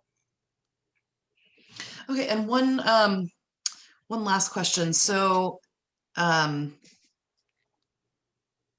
just thinking if from the drawing that I can see in the presentation, this has to be towed from behind a current vehicle. And I know that we had you come present a few weeks ago, and we have a lot of really old, 20-year vehicles. So do we anticipate any problems towing something, a 4-ton trailer, I'm assuming plus the weight of the asphalt, with the current vehicles? No, currently we have our trailers for our smaller trucks that haul some of our equipment around, the mini excavator and some of the other equipment. Our small rollers get towed on trailers. We have pintle hooks on all of the small trucks so they can, again, the weight is distributed. It's 4 tons total between material that's in it and the weight of the trailer itself. But no, it's towing is not anything like trying to haul it itself in the body. It's like, not all of our vehicles are 20 years old. We do have some newer ones as well. It just looks like all of them are 20 years old, but we do have some better ones in the fleet. Okay, thank you. Mr. LeBlanc, Thank you, President Dixon. I do have a couple of questions. The first one is this purchase absolutely necessary this year? And if so, why? Is it absolutely necessary for this year? No, the opportunity came forward for us to own what we have in our capital improvement plan. It's been in my budget for the last several years. We haven't been budgeted in the capital budget. This came through as a demo unit, which we reduced the price by 25%. And more so, we get more money because it's a Sourcewell company that we're able to save money for. So everything came together for us to get the best price for the town and to save money in the long run. Okay, that's fair. Thank you. Are we purchasing an extended warranty? Because I think you said the life of this is 10 to 15 years. It comes with a 1-year warranty, sir. Is there a chance for any type of extended warranty? Because I know how things can break easily, and I don't want to be purchasing something that's going to cost us a fortune to keep on repairing. If you notice in the equipment, it says it's a 2-year for the machine itself, 2-year warranty, and a lifetime frame warranty. So I did see the lifetime. I did see the lifetime frame. Because it's a demo, we couldn't buy extended beyond the 2-year. Because it's a demo. Okay. Is there any special training needed to operate this? No. Currently, we have, like I said, a 2-ton small sliding unit, same company, it's a Falcon manufacturer, and it's just a larger Okay. size. So All right, great. Thank you, Mr. McGee. thank you. any other questions, Ms. Ludwig? Director McGee, you had mentioned that it looks like we're going to be, I think this part of the funding you're suggesting to use for this is from impact fees. Is that Correct. correct? A portion of it would be from the fair share development fees, and the rest would be from the scrap account. So these are funds that exist. We don't have to raise money for this. That's correct. They exist, and would not come out of the operating budget. Okay. Thank you. Mrs. Shockley, did you have another question? Yeah, just can you explain how long a machine is used as a demo unit, or how much this machine may have been used, or is it just taken out to be shown? It's just taken out to be shown, and they'll run some asphalt through it to show people how it runs. It's never been sold. It's just a demo unit for the manufacturer in Illinois to be able to sell units. Okay, so it's not like a leased car or fleet vehicle or something. No, It really, okay, thank you. Thank you. I have a question. Some of the questions I wanted to ask have already been asked, so thank you to members of the council. My question, Mr. McGee, is I don't have a concept of how often something like this would be used per year. I mean, how often are we putting asphalt and then have to sell, as an economical factor, and then putting it in this machine to keep it warm overnight? So tell me a little bit more about how often you would use this. It would be used on a weekly, if not daily basis when we're doing asphalt work. As we're doing berms and replacing berms, the asphalt material would be put directly in here from the asphalt plants. So they would distribute it to utilize it for asphalt patching, or for larger repairs, and also for curbs and berms. We would use it on a regular basis, and through the wintertime, the roads that deteriorate because of the cold freeze thaw, we would see less of that because we would have the trailer available and not have to worry about, well, we have a snowstorm tomorrow, so we can't take the slide unit out. We have to live with the potholes for another day or two. We would be able to take care of this on a daily basis when something arises in the wintertime. And we use it all summer long.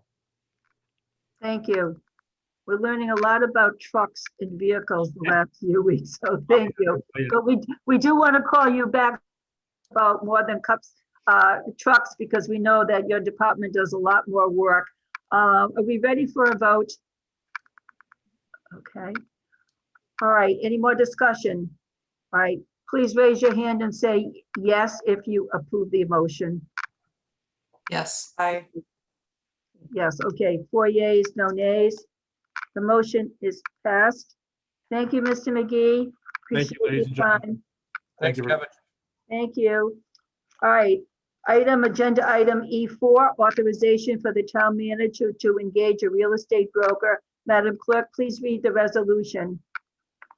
Page 29.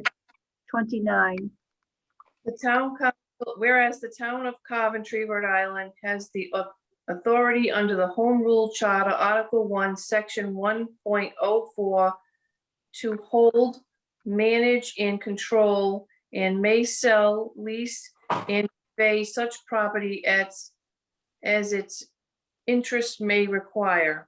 Whereas the town of Coventry, Rhode Island will no longer need to utilize the former Coventry Police Station buildings and land located at 1075 Main Street, Plat 46, Lot 1, and 1065 Main Street, Plat 46, Lot 2.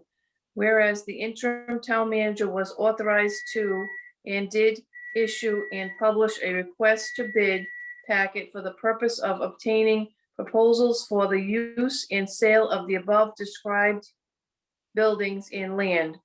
Whereas the request to bid did not result in a viable proposal for use and sale of the above described buildings and land, be it resolved by the town council of the town of Coventry, Rhode Island, that the interim town manager is hereby authorized to engage the services of a professional commercial real estate brokerage firm for the purpose of obtaining proposals for the use and sale of the above described buildings and land, passed and adopted this 8th day, March 2021. Thank you. May I have a motion? I'll make that motion. Thank you. May I have a second? I'll second it. Thank you. Discussion. Members of the council, do you have any questions? Mr. Ludwig? So I'm not sure if this is something we want to look at before we hire that person, or it's as a part of that process. But there are current monuments that are on the property. So I don't know if that was already written into the bid that says these are retained by the town. Can you just comment on that, Mr. Ruzicka? They were at the original RFP that was put out. They were carved out and the town would maintain. We've looked at the option of moving those monuments and getting them somewhere else. There's a lot to it. I'm fearful of any of those monuments getting damaged, especially the World War II. If necessitated by a request to purchase that we can't work that deal out, then we would in fact move all those monuments. But like I said, the original RFP had it left there. The town maintains that cutout, and we would continue to do that in the sale, if at all possible. Is there, I heard there's also a time capsule on the property? There is, and that's all part of that same area. Okay, and then separately, so it's my understanding that we only had one bid on the property that was not sufficient to cover what we think the land should We cost, received, right?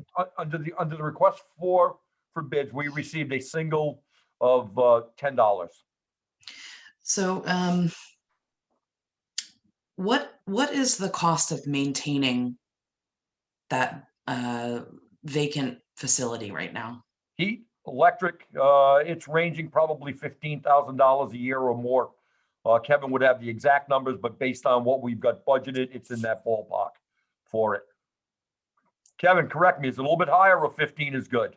$16,330. So it's right in the ballpark of that. We actually had a minor incident took place. We had a leak, and that has been fixed through the trust. That building's a beautiful building. It's got some issues. There are a lot of potential uses for it.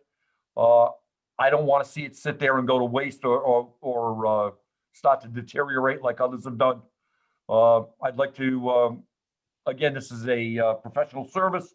So we will be evaluating different potential vendors to sell the building, and we will be working on the best deal and with the best vendor to get this thing processed and sold.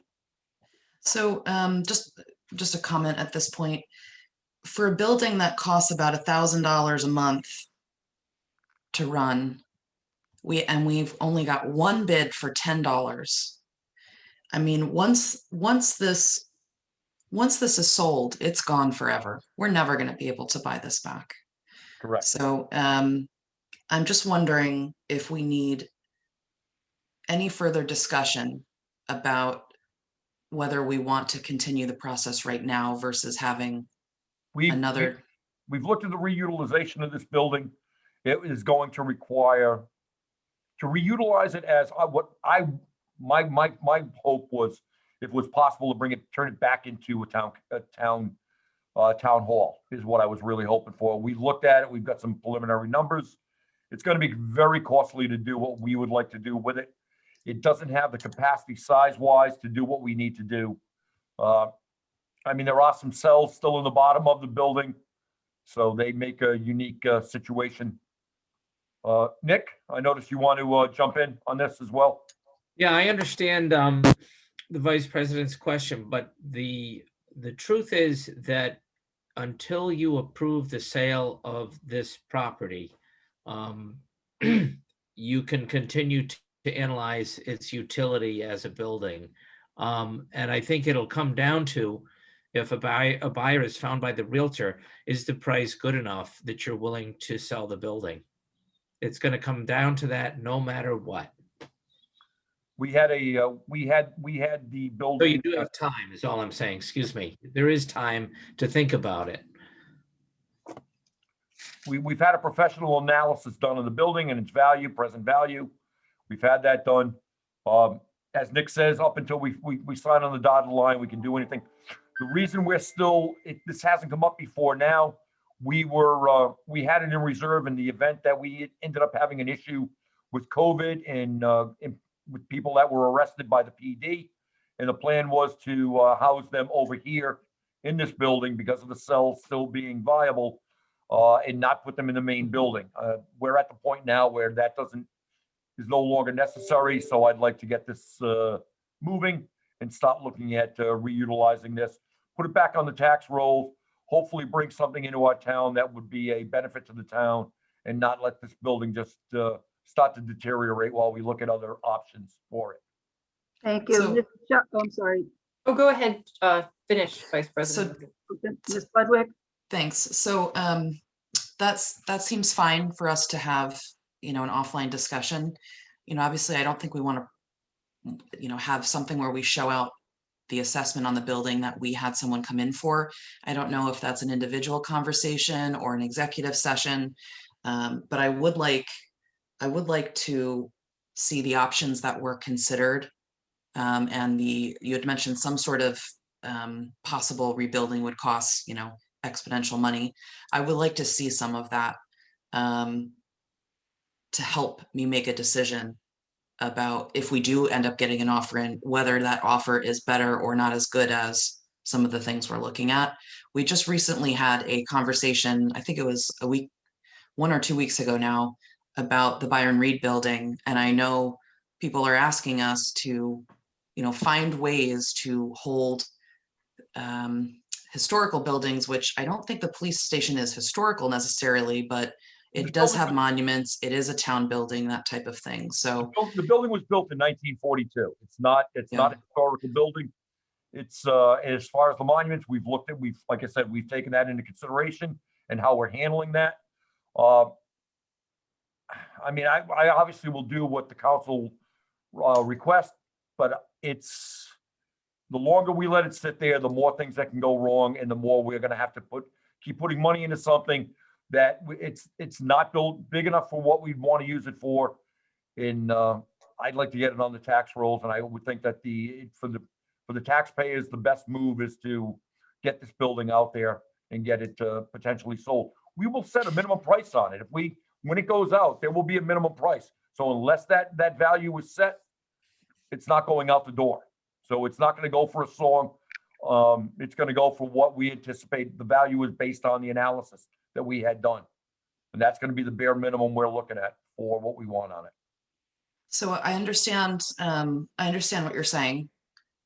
And I'm going to request, I want to review the information that maybe you already presented it to the last council, but I would like to see what the options were that were presented that did not seem favorable and then led to the sale of the building, so that I have a better understanding of why. It sounds like you know a lot more on this than I do. I want to get as comfortable as you are selling the building. So I don't know if that is offline in an executive session, whatever we need to do, but I'm happy to do that. And it sounds like in parallel, Mr. Gorham mentioned, we can put it on, have some sort of commercial real estate, start the process, but I would like to do that in parallel. Ms. Ludwig, you are more than welcome to come in at any time and we can sit down and we can go through it all. Okay, that sounds good. Thank you. You're Okay, Mrs. Shockley. Thank you. I just wonder, as far as once the building is sold, is there anything that can be built in as far as what they can do with the building, what they can do with the land, or once it's sold?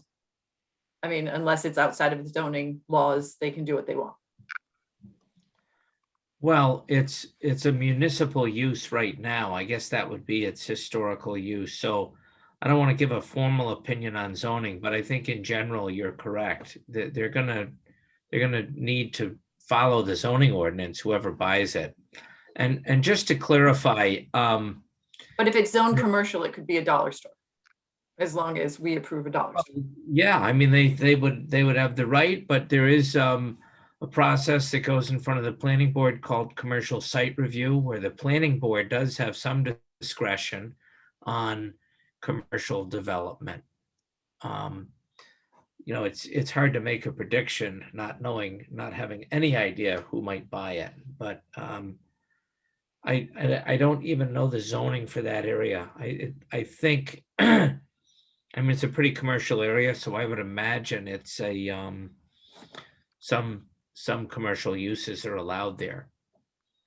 But as far as grandfathering, it's not much of a grandfather because it was used as a police station.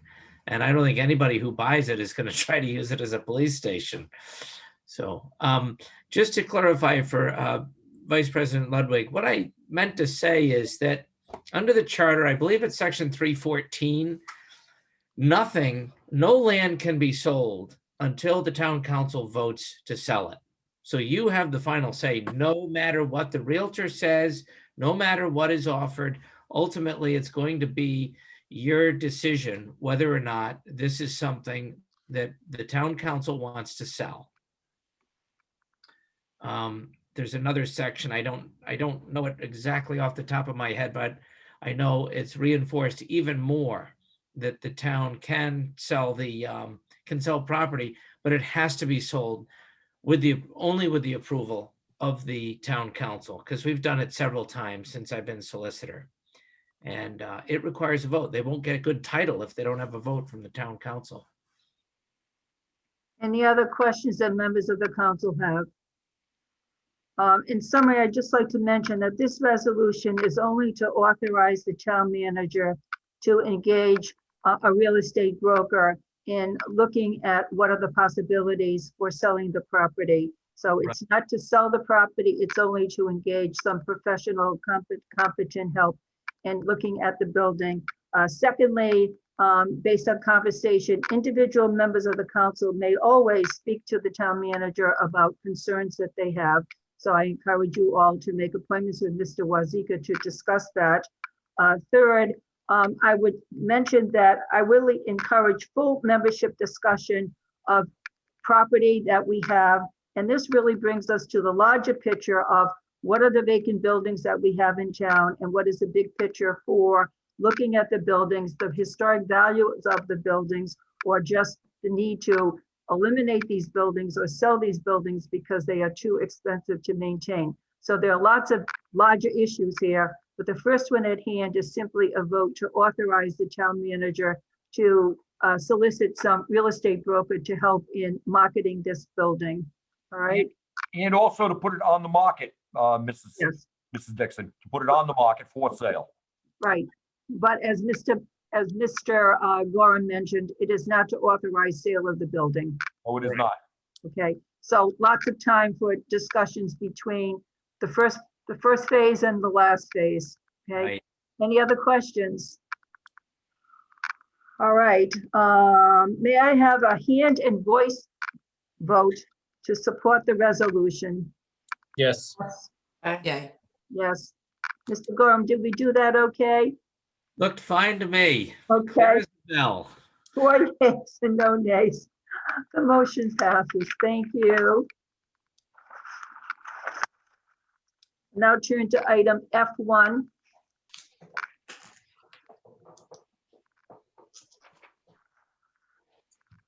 This is for a public hearing on the Article 10 earth removal, sand and gravel extraction. I just want to mention that I was notified this afternoon by legal counsel that the planning commission must discuss the proposed amendment and provide an advisory opinion to the council before the council votes. The planning commission will discuss the proposed amendment on March 24th, 2021, and give an advisory opinion. The open hearing that we have scheduled for tonight will take place tonight as advertised. The council can discuss amendments, and the open hearing will continue on April 12th at 7 o'clock, during which time the council will get the advisory opinion and the council will then vote. Before we move to an open public session, I just want to provide some explanation for the council and for the public of the sections which have been recommended. Before I do that, Mr. Wazika, do we have anyone? Well, first of all, we have to have an opening for the public hearing first. So we'll do that. We'll have a motion for that. I have a motion to open the public hearing. I'll make a motion. Thank you. Do I have a second? I'll second it. Thank you. May we have a hand and voice vote to open the public hearing? Yes. Oh, no, this is faster. For important decisions, we'll go back to Madam Clerk. It's okay with all of you. 4 yeas, no nays. The motion passes. The public hearing is now open. Mr. Wazika, do we have members of the public who would like to speak? We have 23 members in the public currently. If anyone in the public would like to speak on this matter, please raise your hand and I will bring you into the meeting. For the members of the public, if you would like to speak on this matter, please raise your hand. I'll bring you into the meeting. If I do so, please state your name, spell your last name, and state your address, please. One more time. Is anyone in the public would like to speak on this matter? Please raise your hand. Madam Chair, going once. Going twice. We have no takers. Mr. We Wazika, will be we're keeping, not closing the meeting we're not closing the public hearing tonight anyway. No, we're not. we're just asking I for. would suggest that, Madam President, I think you said that you were going to give a quick overview. If you'd like, I can do that, of all of the changes, all the significant changes in Article 10. It's up to you. I'll be prepared to do that, but since you and Mr. D'Agostino worked with former members of the council and with me to put together these amendments, I'm very happy to have you discuss it or present it to the council. Okay, sure. And by the way, members of the public, I think the way we've set this up, if they have questions after this very brief presentation I'm going to make, they're certainly welcome to put them forward as part of the public hearing. So I'll go by page numbers in the agenda packet that's available online to everyone. Page 31,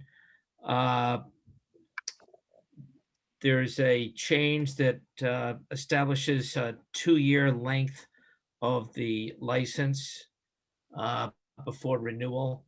We didn't have that before. Also on page 34, section 1024, there's a $500 fee. Also, I'm sorry, going back to page 31, importantly, there's a Right to Farm Act protection for any established agricultural operation. Some of the folks in the western end wanted that to be put in, and the president was good enough to put that in. Mr. Gorham, in addition to page references, perhaps you can give the section number. So the permit for 2 years is section 1013 for members of the council who are following along. The exemption for operations that are part of an existing and established agricultural operation, that is section 1012 D. Thank you. Also at section on page 34, section 1026, there is a requirement that an advisory opinion be rendered by the planning board to the zoning board for any permit under this article, which is actually part of the zoning enabling acts. It's title 45, section 24, section 49. Page 35, section 1036. The hours of operation can be modified after hearing if there is application and need shown for that. Page 38, section 1072, there's an automatic 6-month review. Page 38, section 1080. In addition to everything else, the zoning board is empowered to impose certain additional nuisance prevention measures, which are delineated in there. I'm not going to go through all of them. And page 36, section 1042, if any such operation is to be approved, it must be at least 1,000 feet from any occupied dwelling. I think I missed one section number for the, oh, you told us what the Right to Farm Act section was. Thank you, Madam President. I think that concludes my comments. Okay, a couple of things I would just like to add. In section 1080, we talk about nuisance avoidance. We have a number of ordinances that use the word nuisance, but don't really define what it is. There's an attempt in this ordinance to at least put some parameters around what could be considered a nuisance. And that would be a good step forward for us because there are some members of our community that feel that some activities going on in their community are a nuisance, but we don't have real good definitions for that. So this is an attempt for us to do that. The other thing that I think is noteworthy is that when a permit is renewed, usually the old ordinance is in operation. So we've had some activities going on for maybe 5, 10, 15 years, and ordinances may have changed in that period of time, but the old ordinance is in operation. So this says that once a permit is given, ordinances may change, but the commercial operations continue over under the old ordinances.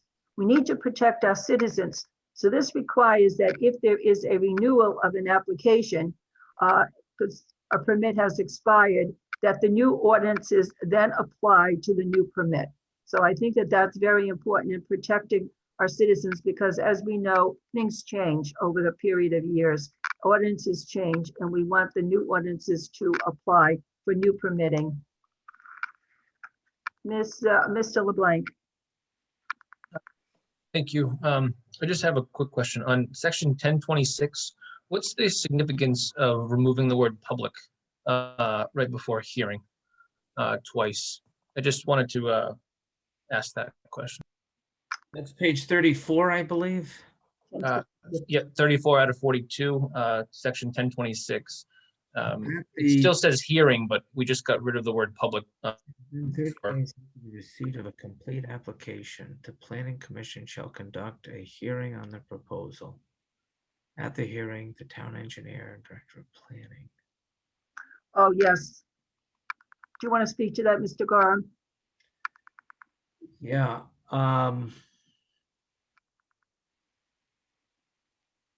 Hearing. As was explained to me, There used to be a public hearing at the planning commission phase. There is a hearing, but this is when the town engineer, the director of planning and development are together and they submit information to the planning commission for deliberation. Then that advisory opinion then goes to zoning, and it's at that point where there is a public hearing. So there is no public hearing at the point at which the town engineer and the director of planning and development are presenting information, checklists, data, etc., to the planning commission. And at that point, the planning commission makes an advisory opinion, which then goes to zoning. And that's when the public hearing takes place. My only concern there is I'd rather hear from the public sooner rather than later. And if they had any comments or if they did any research that they would want to share during that public hearing at the earlier stage, I just think it would be, at least if I was on that commission, I would want to hear their input. But I just wanted to ask. Thank you. If that's your prerogative, you know, at the next meeting, I would suggest when we meet on the date that the president specified, you can certainly prepare an amendment and demand that it be a public hearing, Member LeBlanc. It's really your call. I wouldn't demand it. I will make the suggestion, but thank you. You can put in an amendment if you wish. Yeah. Okay, so you can do that. Ms. Ludwig. So President Dixon, on the nuisance avoidance in section 1080 on Yes. page 38 of 42, Yes. can we consider putting in an amendment to include noxious odors? We did have a situation in District 2 less than a few years ago where a extremely strong sulfur smell was occurring somewhere on Colvin Town. I don't know if that was ever addressed, but it kind of went away at some point, but it was around for several weeks. It just, you know, there is a rock quarry out there, and I'm not saying that they were the reason, but if we're going to have a nuisance avoidance, we should probably also include noxious odors that may arise out of digging into the earth. You could certainly add an amendment to that. Mr. Gorham, weigh in on this. Yeah, and when I offered, when I said that Member LeBlanc can offer an amendment, if you want, we can prepare the amendment for you for the hearing coming up. Same for you, Member Ludwig, the Vice President Ludwig. The one thing I would point out, however, the Zoning Enabling Act, which is the act that the General Assembly passed that enables all zoning, you should know that there is a section in that act that says that nothing in the Zoning Enabling Act or in any ordinance proscribes the regulation of nuisances by the town. So if something is truly a nuisance and it just transcends all zoning and it's just a bad thing that needs to be remedied, the town can still do that even if the zoning ordinance doesn't proscribe it. The difficulty is that the burden of proof is much more difficult to meet, because if we have it all delineated in an ordinance, all we have to do is enforce the ordinance and prove that the rule is fair and that it's consistent with the Zoning Enabling Act. Your suggestion, Member Ludwig, if I wanted to see that in the, if I wanted to prevent that, I would try to put it in the ordinance. So that would be my suggestion to you. But even if there are things that are not in here, that does not mean that the town cannot enforce against such a use because it is a nuisance. The town can do that. I would just like to mention that when we were working on this amendment, we looked for things that could be measured. So limitation on the height of stockpiles, you can say 6 feet, 8 feet, 12 feet. If you talk about provisions for watering or wetting, you can talk about once a week something has to be done or has to be watered for 30 minutes once a week, so on and so forth. When we talk about construction of noise buffers and fencing, we can give some specifications around that. When we start talking about noxious odors, as you're thinking about having an amendment relating to that, think about how this might be measured in some way. Because what might be noxious to one person may not be noxious to somebody else. So the more objective we can be, the better off we can be in enforcing this. So I just leave that up to you to consider. President Dixon, is there, so just to that point, so is there a way to measure some of the other nuisances on here that maybe I don't know of? So like the nuisance of noise or flying dust and rock, are you suggesting there is a way to measure those, but possibly not odors? There is a noise ordinance and it does have decibel levels for particular areas. But that does need to be revised, but there is a noise ordinance. Mhm. Okay, I will think about it a bit. And I will come back to Mr. Gorham. Thank you. I just want to give you some guidance because we've been through this with this particular ordinance and also with the wind turbine ordinance too. So it's just a recommendation to consider. Okay, any other questions by members of the council? Okay, this public hearing will continue on March 22nd, 2021. At that point, the council members may ask whatever questions they wish. They offer amendments if they wish. We will also have the advisory opinion from the Planning Commission, and we will also be able to entertain any more questions from members of the public. Do I have a motion from the council to adjourn? Do we want to open it up for regular public comment? Public comment, Madam President. Oh, yes, of course, I'm sorry. Public comment is now open.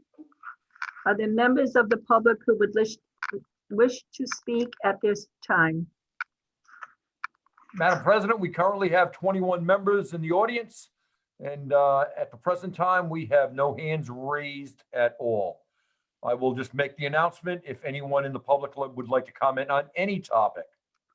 This is your time to do it. Please raise your hand. I'll bring you in. State your name, spell your name, and give your address, please. Again, anyone in the public that would like to speak, please raise your hand.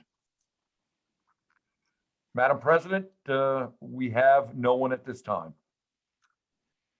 Thank you. Thank you for members of the council for reminding me that I forgot about public comment. We've had such a lively discussion this evening. It just seemed that we have been discussing everything, but certainly we always have to leave room for public comment. So thank you so much. Do I have a motion from the council to adjourn? May I have a motion? I'll make that motion. Do I have a second? I'll second it. May I have a voice and hand raise for Aye. adjournment? Aye. Yes. Aye, okay. 4 ayes, 4 nays, the motion passes. The meeting is adjourned at 8:38 p.m. Good night. Early night. Night, everyone. Thank Good you. night, everyone. Bye-bye.